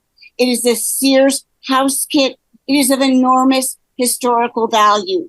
When the first plans came in 2000, there was a family living there. They were kicked out by the first developer. So I really would like to request that there is some some plan made for that house. And I endorse everything that the town planner and Joe Chadwick had to say as well. Yeah. Thank you, everyone. Okay, understood. Thank you, Mr. Passo. Other members of the public wish to comment? Evan? Yes, Mr. Radulski. Yeah, good evening. Thank you very much, commissioners. Can you hear me okay? And is the volume level okay? Yep. Good, Yes. good. A couple prefatory things. I'm Matt Radulski. I'm president of the Branford Historical Society. I and 7 past presidents of the Branford Historical Society have struggled with, and you're going to have to mute yourself. It's too funny to hear you laugh. No, that's okay. Couple prefatory remarks. I object to any mention of the Branford Historical Society in the application letter, and any future items should delete the name Branford Historical Society. On numerous occasions, I did speak with Mr. Maneri, took all of his calls, entertained his thoughts, and I have to say that, to my recollection, on every single occasion, I said, I represent a party of one, I work in the direction of my board, and I cannot give you either approval or denial of any thought. I also said it has to go through a written process through the town, the same as it has for the previous owners of this development. And after that, we'll figure out where we go from there. Attorney Herbst, if you could delete the Branford Historical Society's name from your documents and future submissions, I'd appreciate it. Second prefatory note, there are wooden gutters, which actually predate copper gutters on Harrison House, which I think at one point in the application is called the Garrison House, but it's the Harrison House. And that brings me to the main point. Housing is good. I've appeared before this commission on several occasions and spoken in favor of things like Dr. Lolicht converting a garage into an apartment because we need housing. I've got 2 kids in their 20s who are renters and they'd love to be able to buy someday. I spoke in favor of the Metro Star project. So the Branford Historical Society is not anti-development, but we are pro-Harrison House. And the Harrison House, built in 1724, hosts every year visitors from as far away as California who have personal ties to the Harrison House. Their forebears lived in that house. They come and they enjoy the interior of the Harrison House, and if you haven't been inside, it's free. Come on by. This Saturday afternoon, I'll be the tour guide from 1 to 4. But those people who visit not only enjoy the inside of Harrison House, but they also walk outside and try to enjoy the ambiance of what was a family farm for well over 150 years. And the interest of the Branford Historical Society in this matter has always been to protect the experience of the visitors, whether they're just strangers to town, related to members of former occupants, or just plain town residents want to get a taste of what life might have been like in 1724 when the Harrison House was built.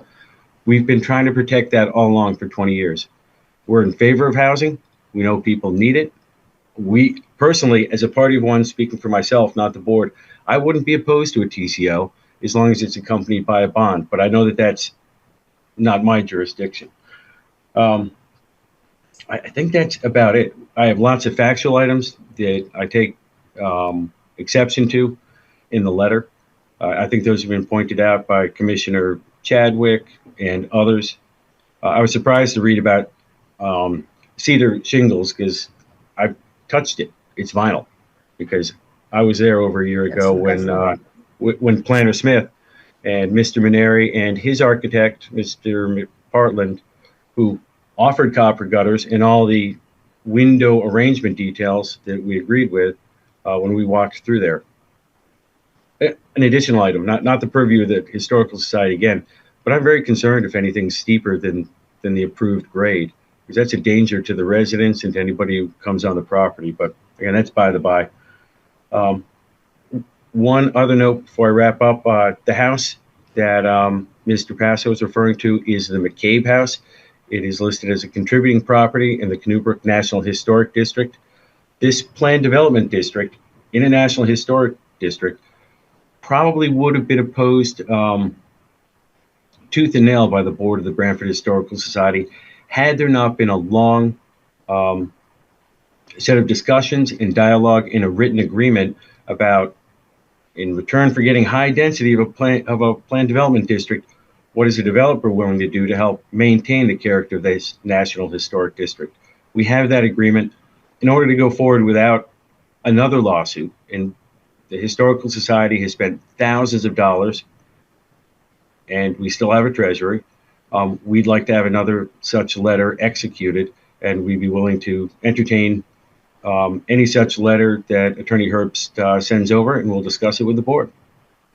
I can't think of anything further. There are other board members of the Branford Historical Society who may have other thoughts, and I welcome their input as well. I thank the commission for their time. Thank you. Okay. Chuck Andrews, Chair. Thank you, Mr. Radulski.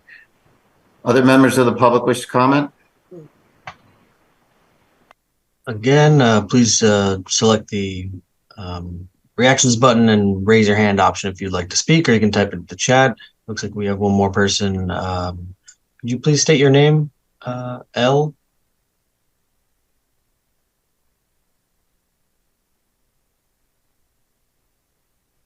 Looks like L is muted. L, you should be getting a prompt in the middle of your screen that's asking you to unmute your microphone. Got it. Thank you. Hi, my name's Nancy Zeller, and I'm a resident of the Cherry Hill Estates. I moved in from out of town, sight unseen. It looked beautiful in the pictures, and I was very excited to move here to move back home. But I am disappointed with that. I'm paying a lot of rent to live here, and it looks like a dump.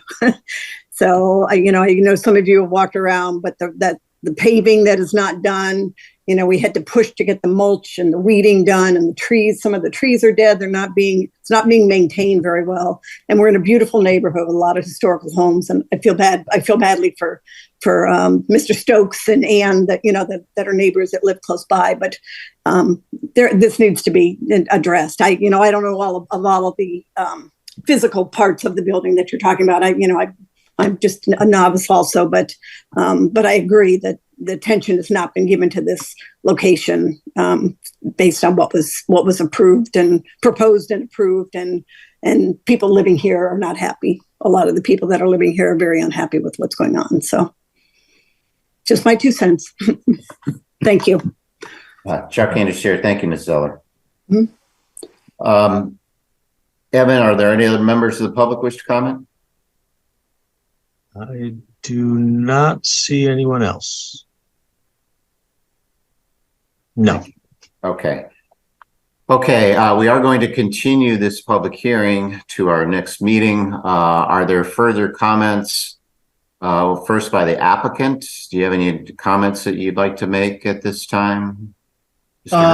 No, but I'm going to state on the record that because the public hearing is going to be open or continue to stay open, I want to reserve my right to put additional items into the administrative record between now and the 21st. Certainly. Any other questions, comments from commission members or staff? Okay, hearing none then, this matter will be continued to our meeting on September 21. Again, it's also going to be a Zoom meeting, a regular Zoom meeting. The meeting will start at 7 p.m. on September 7th, 2023. So thank you. Thank you, Mr. Chairman. Thank you. So we're moving on to item number 6 on our agenda, which is Lakeview Center Associates LLC. Care of De Laurentiis Management, applicant and owner, 249, 251 West Main Street. This is a special exception multi-tenant signage program.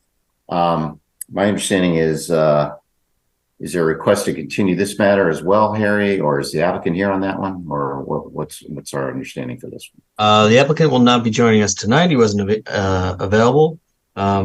Or at least their representative, their attorney was not. They asked to open the public hearing and continue it. But I don't believe we have opened this public hearing yet. Correct. Yeah, we did open it where it's opening tonight. It was read and noticed. So, right. Yeah. I think Harry Smith Town Planner requested to have it continue without testimony, if that's feasible, till their attorney can be present on the 21st. Okay, so if anyone is here on that, we're going to continue this matter to our meeting on the 21st. Again, that is September 21st, a Zoom meeting, begins at 7 p.m., same Zoom address. With that then, so that matter is continued.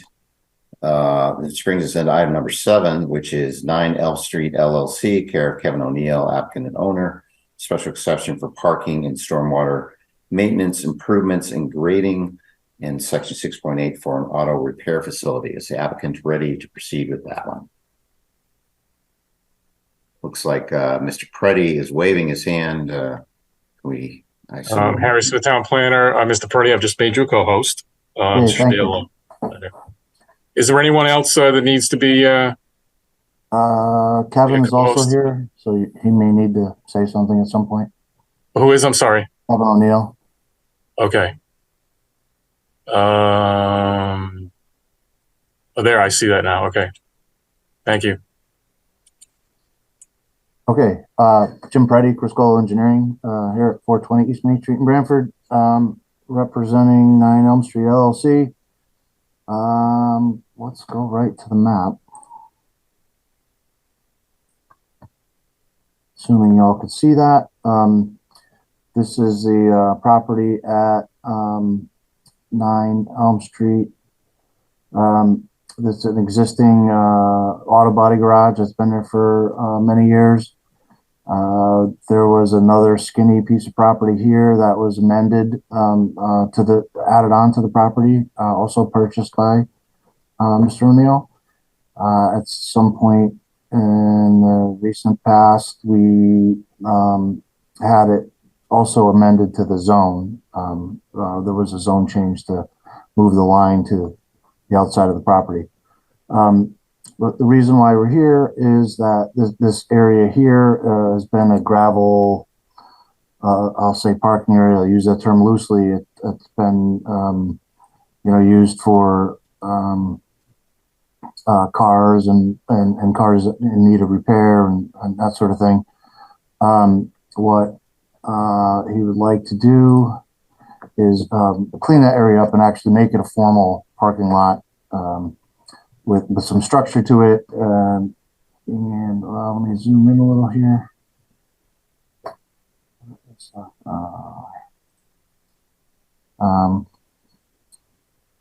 With the use of a couple of retaining walls, but create this parking area with kind of a loop road in and out. We could park, I don't remember, 28 cars here. We also are providing a stormwater storage area that's never really been part of what's there before. So we're providing some retention of stormwater runoff and some infiltration facilities here. The other thing is that when this piece was purchased, there were some trees that had fallen in here, so the area got cleared. So the other thing we're doing is we're going to add some evergreen buffering on this side over here, and then this whole area in between the walls will all be lawn. When we went to wetlands, one of the things they asked us to do was add some other plantings down here in this corner because of the proximity of the wetland area down here. We are there. There aren't any street trees there now, so we're actually adding them along the entire frontage where we can. And so that's really the whole project here. We're also adding some landscaping along the building. There is existing landscaping along the front now. And so the project is to basically formalize the parking lot where it's been kind of hodgepodge over the years. And take advantage of the space. Chuck can share. Thank you, Mr. Preddy. Evan, did you prepare the staff report and you want to review that with us? I did. So as Mr. Preddy had described for us, the applicant's proposing expansion of that gravel parking area, update to the stormwater management system, along with construction of a retaining wall and some regrading within 100 feet of a wetland. For the most part, I think the project meets our zoning regulations and even meets most of the landscaping requirements. They did propose a significant amount of landscaping on there. I do think there are some standards from our landscaping section that have not been met, however, specifically the side yard bed or the side yard landscaping bed requirement of a landscape strip at least 5 feet wide, along with the residential district green belt buffer, which states that where business zones abut residential zones, a green belt buffer at least 1/2 of the required depth of the residential district. Setback shall be provided and maintained by the owner of the property in the business district. So, Evan, can I ask a question about that one? I actually tried calling it earlier today. So the residence district setback is 50 feet here, and this area where we're planting this row on the eastern border where we're planting the trees, in the area I pointed out that was lawn, that's more than 25 feet wide, which would be 50% of the residential buffer. So that's why I didn't understand that comment. Oh, sure. Yeah, I mean, we can go over, the actual measurements on there and just mark it on the plan. That'd be great. There are some additional standards from that section that I don't believe have been met. And specifically the trees and shrubs shall be planted along the side and rear property lines to give a screen at least 10 feet deep, using approved hardy indigenous plant materials, of which at least 30% shall be evergreen, and at least 60% shall not be less than 6 feet in height at planting. Maybe that standard is met as well. I mean, I'm more than willing to dedicate some time and confirming that is the case. The rest of the landscaping requirements, the rear yard requirement is met by the existing vegetation and even the proposed landscaping that they have around the stormwater management system, and the ones that were introduced as part of the Inland Wetland Commission process. And front yard landscaping requirement, a landscape strip having a width at least 1/2 of the required street line setback. I know that the existing building has some landscaping in front of it. I'm not sure what that depth is, but again, I'm more than willing to go over everything and have this all wrapped up for the next meeting. And I think that's about it. I did have a question about the amount of garage bays that are in use inside of the building. I'm pretty confident that the applicant meets the parking requirement or will meet it. They're proposing 28 spaces as part of this project. No lighting plan had been submitted, but I can introduce a condition of the approval that would require compliance with the lighting standards. And I know that I wrote in my staff report that the soil erosion control plan requirement was not satisfied. That was an error on my part. They did include soil erosion control measures on their plan. They were proposing silt fencing around in between the wetlands and the proposed activity. No stockpile was on the plan, but like in the past, if the engineer states that this is not a project that he feels is suitable for a stockpile, I think the commission usually accepts that as a condition. And that's about it. I think they satisfy the special exception criteria. So I'm sorry I didn't get back to you today, Jim. I tried to give you a call back. But yeah, more than willing to dedicate time and clarify that the landscaping requirements have not been met. So a couple things, Jim Preddy again. Yeah, it sounds like with the addition of some dimensions, and I think we addressed most of your concerns. But neither of us are adverse to adding some extra plantings. The other thing I would mention about the silt fence, actually, we have silt fence with hay bale reinforcement, which is actually it's been in. and there was one other thing you said. But yeah, I saw in your staff report that you're recommending continuing this to the next meeting, and that's fine. These couple of details we could get worked out and have it clean for the next meeting. If I may make an observation, this is Joe Chadwick. If this is still being used as a body shop, the metric of bays really doesn't line up very well as with the service garage that actually has bays. You tend to have a more open space and work's conducted over a different sort of area, and you've got spray booth and things like that. So the idea of using bays as a basis for parking count may not be an effective metric, and you might come up with something more expedient. Yeah, I can certainly go over that with the applicant as well. I think the table allows the commission to make determinations on parking requirements based on if the use doesn't quite fit perfectly into what's listed in our parking requirement table. So we can definitely take a look at that, Joe.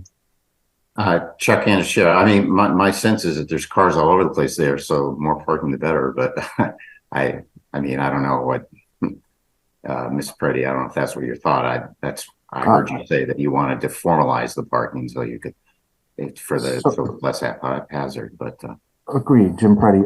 So just so that it's organized and not the way it is now.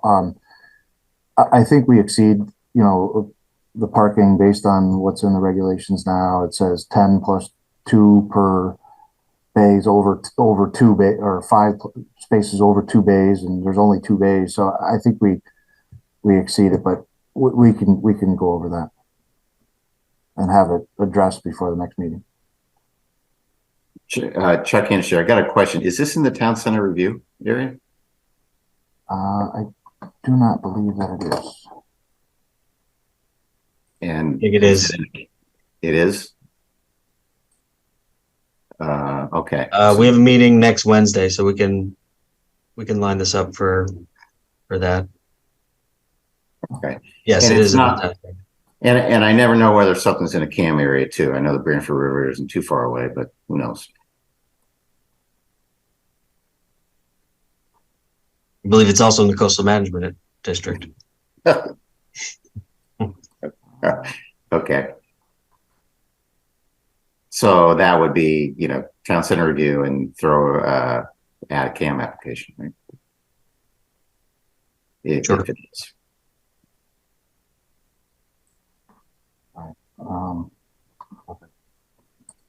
For some reason, I thought we were not needing a CAM for this, but I will review that with Evan. Yeah, to take a look. Any other questions or comments from anyone at this point before we open it up to the public? The understanding this matter is going to be continued as well.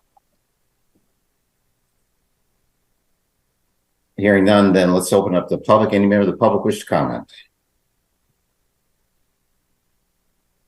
I do not see any members of the public. Okay. Any further questions, comments from the applicant or commission members or staff? None from me, thank you. Okay. Okay, then. So we will continue this one. This is our next meeting, 9/21 as well, I guess. So we'll continue this matter to our September 21 meeting. Again, if you want to continue it after that, I'm certainly not going to object given our agenda here. So thank you, Mr. Thank you, Ms. Preddy. Thank you, Kevin. So I believe that completes our public hearing items. So moving down through our agenda then, the next item is our approval of minutes. And I believe there were 2 sets of minutes that were sent out, one from July 20th and one from July 27th, the special meeting. So starting with the July 20th meeting, if people had a chance to review those, and if so, does someone make a motion with respect to the July 20th minutes?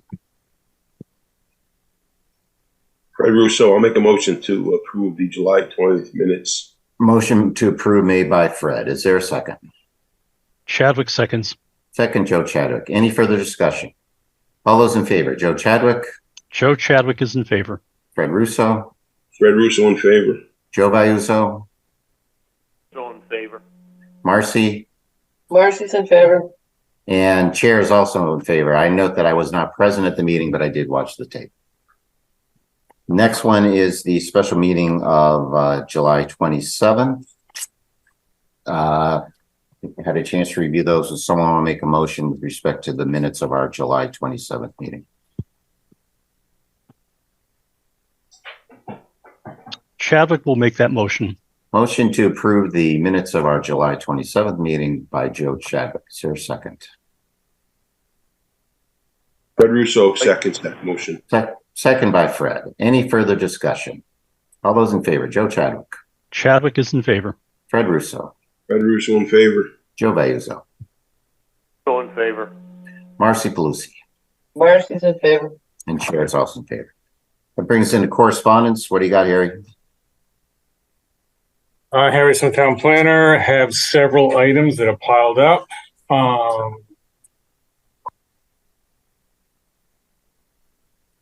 Have the usual correspondence regarding cell tower improvements. We have one in 10 Sylvia Street that's been modified several times in the past, and it's believe installing some interference mitigation filters. I am not entirely sure what those are, frankly, but it's equipment going on the tower itself, I believe. We also have proposed modifications to a tower at 60 Hosley Avenue, which might be on land owned by the Regional Water Authority. Antenna replacement and cabinet addition. And finally, the cell tower stuff, we have another application, 180 North Main Street. And this is for several changes. They are dish antennas on the roof of the existing equipment shelter.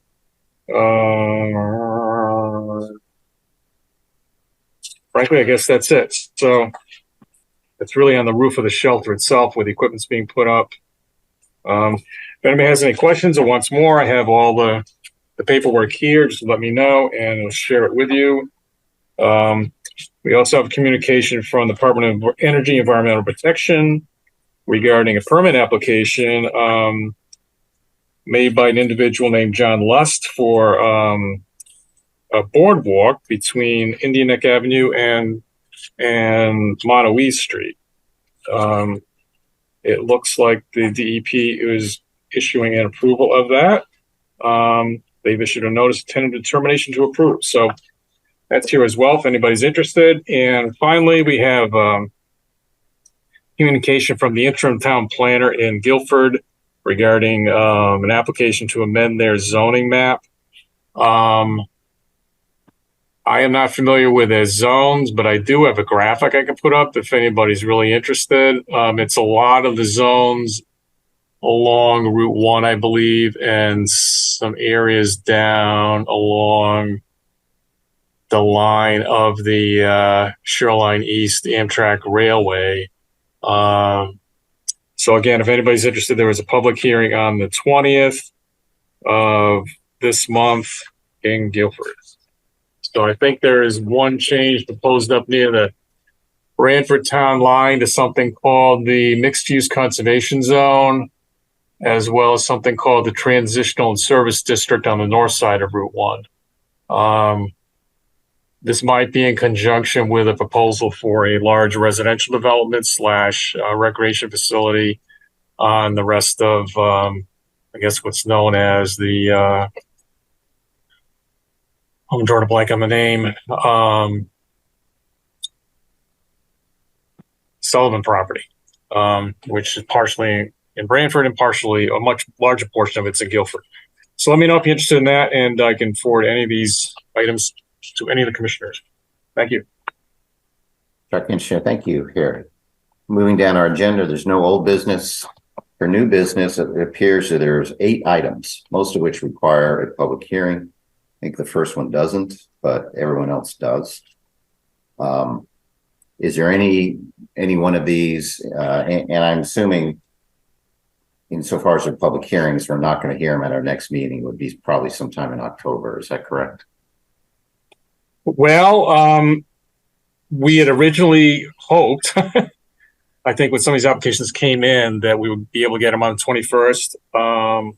That includes the, I think there are 3 applications for an oversized, let's see, this is an accessory apartment at 117 Thimble Islands Road, and that also requires a special exception for grading, as well as, I think, because of the proximity to a wetland, as well as an oversized accessory structure approval. So it's another special exception.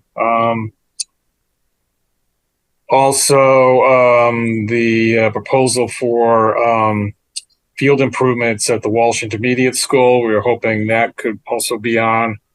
I'm not sure anything else is going to get on at this point. We were looking at the application at 61 East Industrial Road, but now I understand that it is likely that Inland Wetlands will not have approved that before the 21st. They won't be approving that this month. So you tell us what you'd like us to do. It doesn't really make sense probably to put the advertisements in the paper. I mean, we have, at this point, a pretty substantial agenda of items. So, right. Is there anything that you've requested that we move quickly? I mean, some of these seem rather, the 3 that you mentioned, I don't know. Yeah, I'll defer to Evan because I think he's reviewing them. It might be fairly straightforward in terms of what's proposed, but procedurally there's a lot there because of where it's being proposed and what the oversized accessory structure part. Thimble Islands Road? Yes, 117, yeah. I think it's actually a pretty straightforward application. They got their variances. They got their approval from the Stony Creek Architectural Review Board already. So it's really just, the design that they chose just snowballed into these additional approvals or additional special exceptions. Yeah, I think it's really a question of time, how much it would take to go through at the meeting, considering everything else that's going to be on the agenda. If you For me, not very long at all. Well, you got to consider all the factors: applicant, representation, everything, neighbors. I don't know. It could very well be something that has some public comment. Okay. Yeah, if there isn't, I don't know if you can, if there's something small. I thought I wasn't thinking clearly that you don't have time to get the 2 notices in, but you're right. If you publish in the register, you could, I guess. Yeah. But that costs you money. So why would we do? I don't know. Well, yeah, I'll double check with the administration about the Walsh Field improvements. I think the recreation department's also involved in that. So what their time frame will be, that might be fairly straightforward. But again, as I recall, when the commission reviewed the proposal for the intermediate school back a couple of years ago, all the improvements, there were, neighbors did come out and wanted to speak on that, as far as I recall. So. Okay. I will check on all that. And is it fair to say anything that can be logistically delayed a bit, we'll try to do that? Yeah, it looks like we've continued everything, and there's going to be, the landscaping, there's going to be further comments on that. The subdivision, we've got an opposing neighbor with an expert that's ready to comment. Cherry Hill, we heard some points there. Trying to get sense of applications. And then the auto repair, we've got a few more that probably won't be that big, but it's continued. I don't know, you want to squeeze another one in, but yeah, we'll try and keep it to 1 if we can, and we'll be in touch. Okie doke. Okay, any questions from commission members about any of that new business? Okay. If not, then other business, we got a bond establishment for 102 Stony Creek Road. What's that about? I do, and I had it in my hand. There it is. That is In respect to a contractor's requested a bond for rain garden plants and installation, along with the possibility of rehydroseeding in the fall. I believe this is to facilitate sorry, I'm reading it.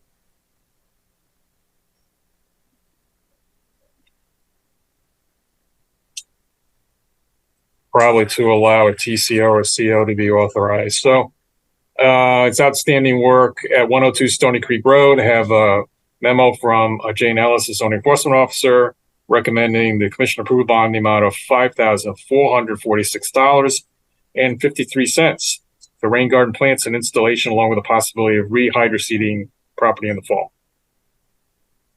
Is there a motion to approve that bond establishment for this property as affirmed by the zoning enforcement officer? Iuso moves to approve.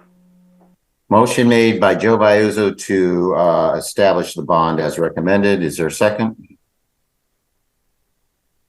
Chadwick will second. Second by Joe Chadwick. Any further discussion? All's in favor? Joe Chadwick. Chadwick is in favor. Fred Russo. Fred Russo in favor. Joe Iuso. Iuso in favor. Marcy. Marcy's in favor. And chair's also in favor. Okay, item number 2 is the planner's report. What's going on, Harry? Well, we were hoping for, sort of a lull in August, which didn't really materialize. So we did take a stab in the early part of the month at coming up with a list of zoning regulation of amendments. And I think I talked about this at the last meeting, a full meeting of the commission back in July, sort of an issues list so we can talk about what we see as either problematic or things that have been brought to our attention and try to get some discussion, agreement, consensus from the commission before we started actually drafting text changes. We have gone ahead and started coming up with a draft for changes to section 6.8 in the grading, particularly with respect to several applications that get caught in the net, if you will, of proximity to an inland wetlands, where the inland wetlands agency is reviewing it anyway, and the commission is doing what really is almost duplicative review for what sometimes can be very minimal changes. We're looking at sort of a possibly a tiered approach, so very little things would not get caught. Maybe some minor to medium things might be reviewed by staff, similar to the minor site plan changes, and then bigger things will come back to the commission. So we can review this in a lot more detail. We were thinking about having some kind of special meeting, date to be determined, and really all I want tonight is some agreement, maybe if possible, from the commission that, yeah, it makes sense to do it at a special meeting. And I think it's important to start, even if we don't have everything on the list, because some of these issues have been sitting around for quite a while, and I'd like to personally get a start on trying to address them before we get totally deluged in application overload. So what does everyone think? Chuck Andrews, I think it's a good idea. I mean, particularly because it would help lessen our load. Like we get less 6.8 applications, and I frankly don't think we need all those. So and the technical stuff. So I think it's good, and if we, special meeting would probably work, assuming if we could wrap it up. So, and but probably not. I don't know, October, November, or something. I guess. Okay. That's me. What do others think?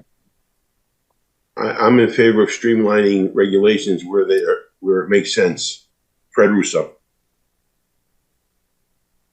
Thanks, Fred. Joe Chadwick speaking. You've heard me whine about this before. I'm perfectly thrilled to throw my back into this. Great. Just so long as the meeting is the first 2 weeks of October. Okay. Joe, did you say the first 2 weeks in October sometime?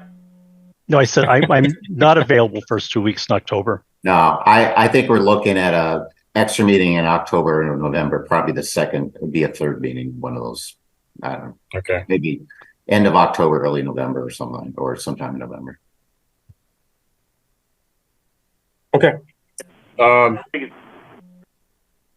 Marcy, that sound okay? Yep, fine with me. And Sharon and Massimo. Sound good? Massimo Ligori sounds good to me. Great.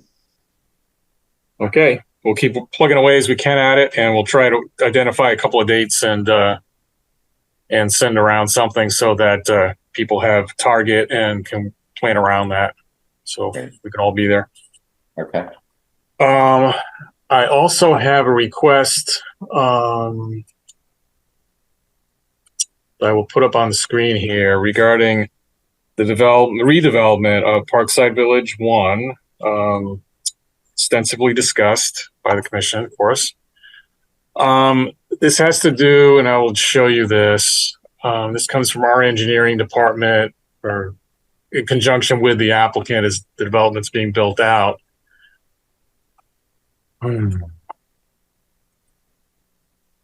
So,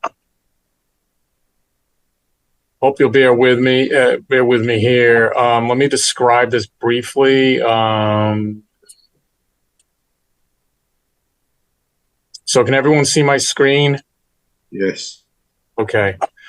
So here's the building. This is the remnants of the Knoll, South Montague Street. This is existing Slaney Field access road. You can't see the other existing buildings under here, but I believe this is under construction and there may be a building left here, but this parking lot's not here yet. But this is the entrance to the driveway. The sewer connection is on the plan to come down about where my cursor is. You can see this dotted line with an S on it, hopefully.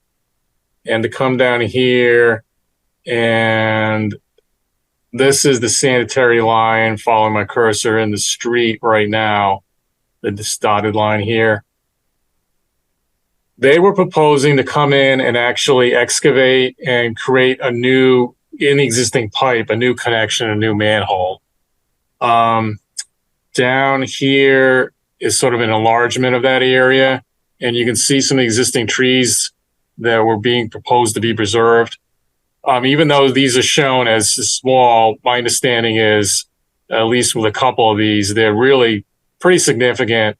And the tree canopy is all mixed in here and it actually extends close to, if not over, where the driveway is proposed. So the drip line, if you will, the area where the roots of the tree are likely located, exists pretty far out. There's a lot of utility work happening here anyway on this side of the driveway. And I believe an arborist working with the developer has said it's likely, given this large drip line here, that the roots of a couple of these trees at least will probably be pretty severely impacted. You're probably talking about, the outer edge of maybe as much as up to 50%, but not quite, of the root area of the trees. So they're saying it's highly likely these trees probably won't make it anyway. So there is an issue here from the engineering department with, and maybe not was realized when the plan was approved, the depth of the existing sewer line is the way I understand it. And this is communication from Jennifer Aquino, a former zoning officer, now the assistant town engineer, that to do that and tap into the pipe is really viewed by the engineering department as somewhat problematic given the condition of that pipe, its depth, presence of ledge, etc. They would much prefer the connection to come in right here under my cursor at this existing sanitary sewer manhole, which unfortunately would take it right down through closer to a couple of these trees. So you can see the preferred line here. I mean, they could probably move it over a little bit so it comes more down here. This is just sort of rough, my three little arrows. So if they can get it somewhere down here, they'll have to maneuver around the other utilities and things going in here, but they want to get it down coming through here somewhere. I'm willing to approve that as a minor site plan modification, but given the whole history of this, I just want to make sure the commission was essentially on board with my doing it as staff. You consider it minor, understanding that a couple of trees are probably going to have to come down that were hoped to be saved as part of the development. So all I'm really looking for, I think, is a consensus that, yeah, this seems like a minor site plan amendment, Harry. And we understand the trees may be impacted. And as I mentioned, they're probably not going to make it anyway because of the already approved utility work through here. And this is something that our own engineering department is recommending? They are recommending because they do not think it's advisable to come in with the approved connection with respect to the condition of the sanitary sewer line right here, its depth and the presence of ledge. All of that would potentially rough up, impact the existing sanitary sewer line, is my understanding of it. I do have a little memo from Jen Aquino here, and you can read it. They've been working with TPA Design Group and representatives of the builders. They're looking at an alternative plan to connect, limit the amount of ledge disturbance adjacent to the main and the direct connection, original plan, and manhole. Given the age, depth, material existing main, we prefer the connection be made at the existing manhole to limit the amount of disturbance to the pipe. Final modification has not been updated in the plan set yet. They're working on that right now. This is a memo to me. May include the removal of 2 trees in the property originally showed to be retained, and developers are consulting with an arborist. So there you have it. Can they replace 2 trees or plant 2 additional trees? I would think they can, yes. And I think Jen Aquino said they would be working on a landscaping plan to, you've got to take into account the utilities there as well, but they would be proposing something to replace what was taken down. Okay. Looks minor to me. Sounds like to me that even though those trees may be impacted, other trees, if they went the original way, it'd probably just as much of an impact on some other trees. So, you're going to impact something, and as long as they can replace the trees, there's not. I don't see there's anything wrong with that. Having put in the emergency generators on both park sites, I can attest to the presence of ledge. You can practically stick your hand in the ground and hit ledge. So I am sympathetic to that problem.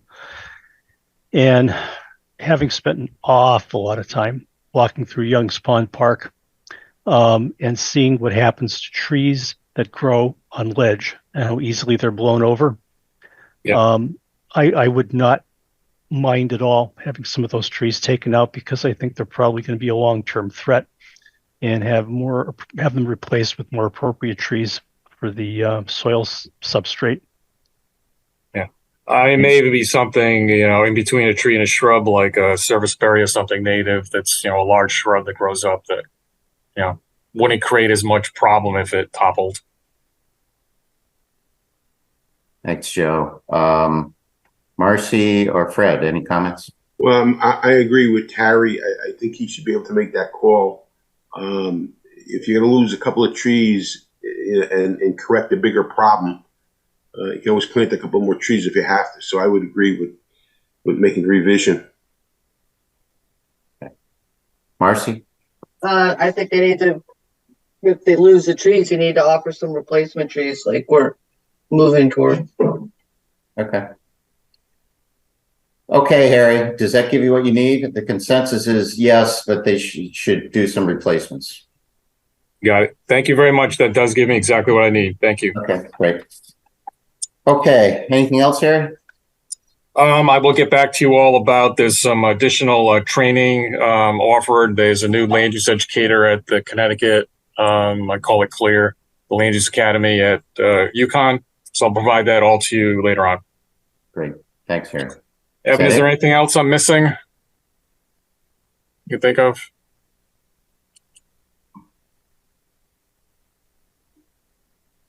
Was that to Evan? Yeah, I'm just, he is there, muted. We're going to say no. So I think we're all set. Thank you. Okay.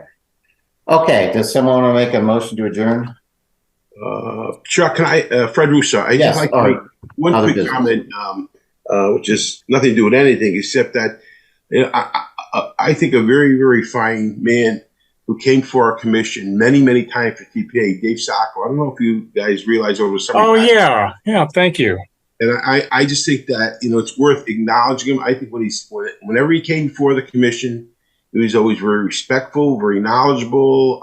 I don't think he ever gave anybody a hard time, or as far as I could tell. And he's only 64 years old. Compared to me, he's a young man. But I thought it was worth at least acknowledging his presence, with our commission over the years. And I just wanted to say that I hope that he rests in peace. Yeah. And I'm sorry, who was this? David Sacco from TPA.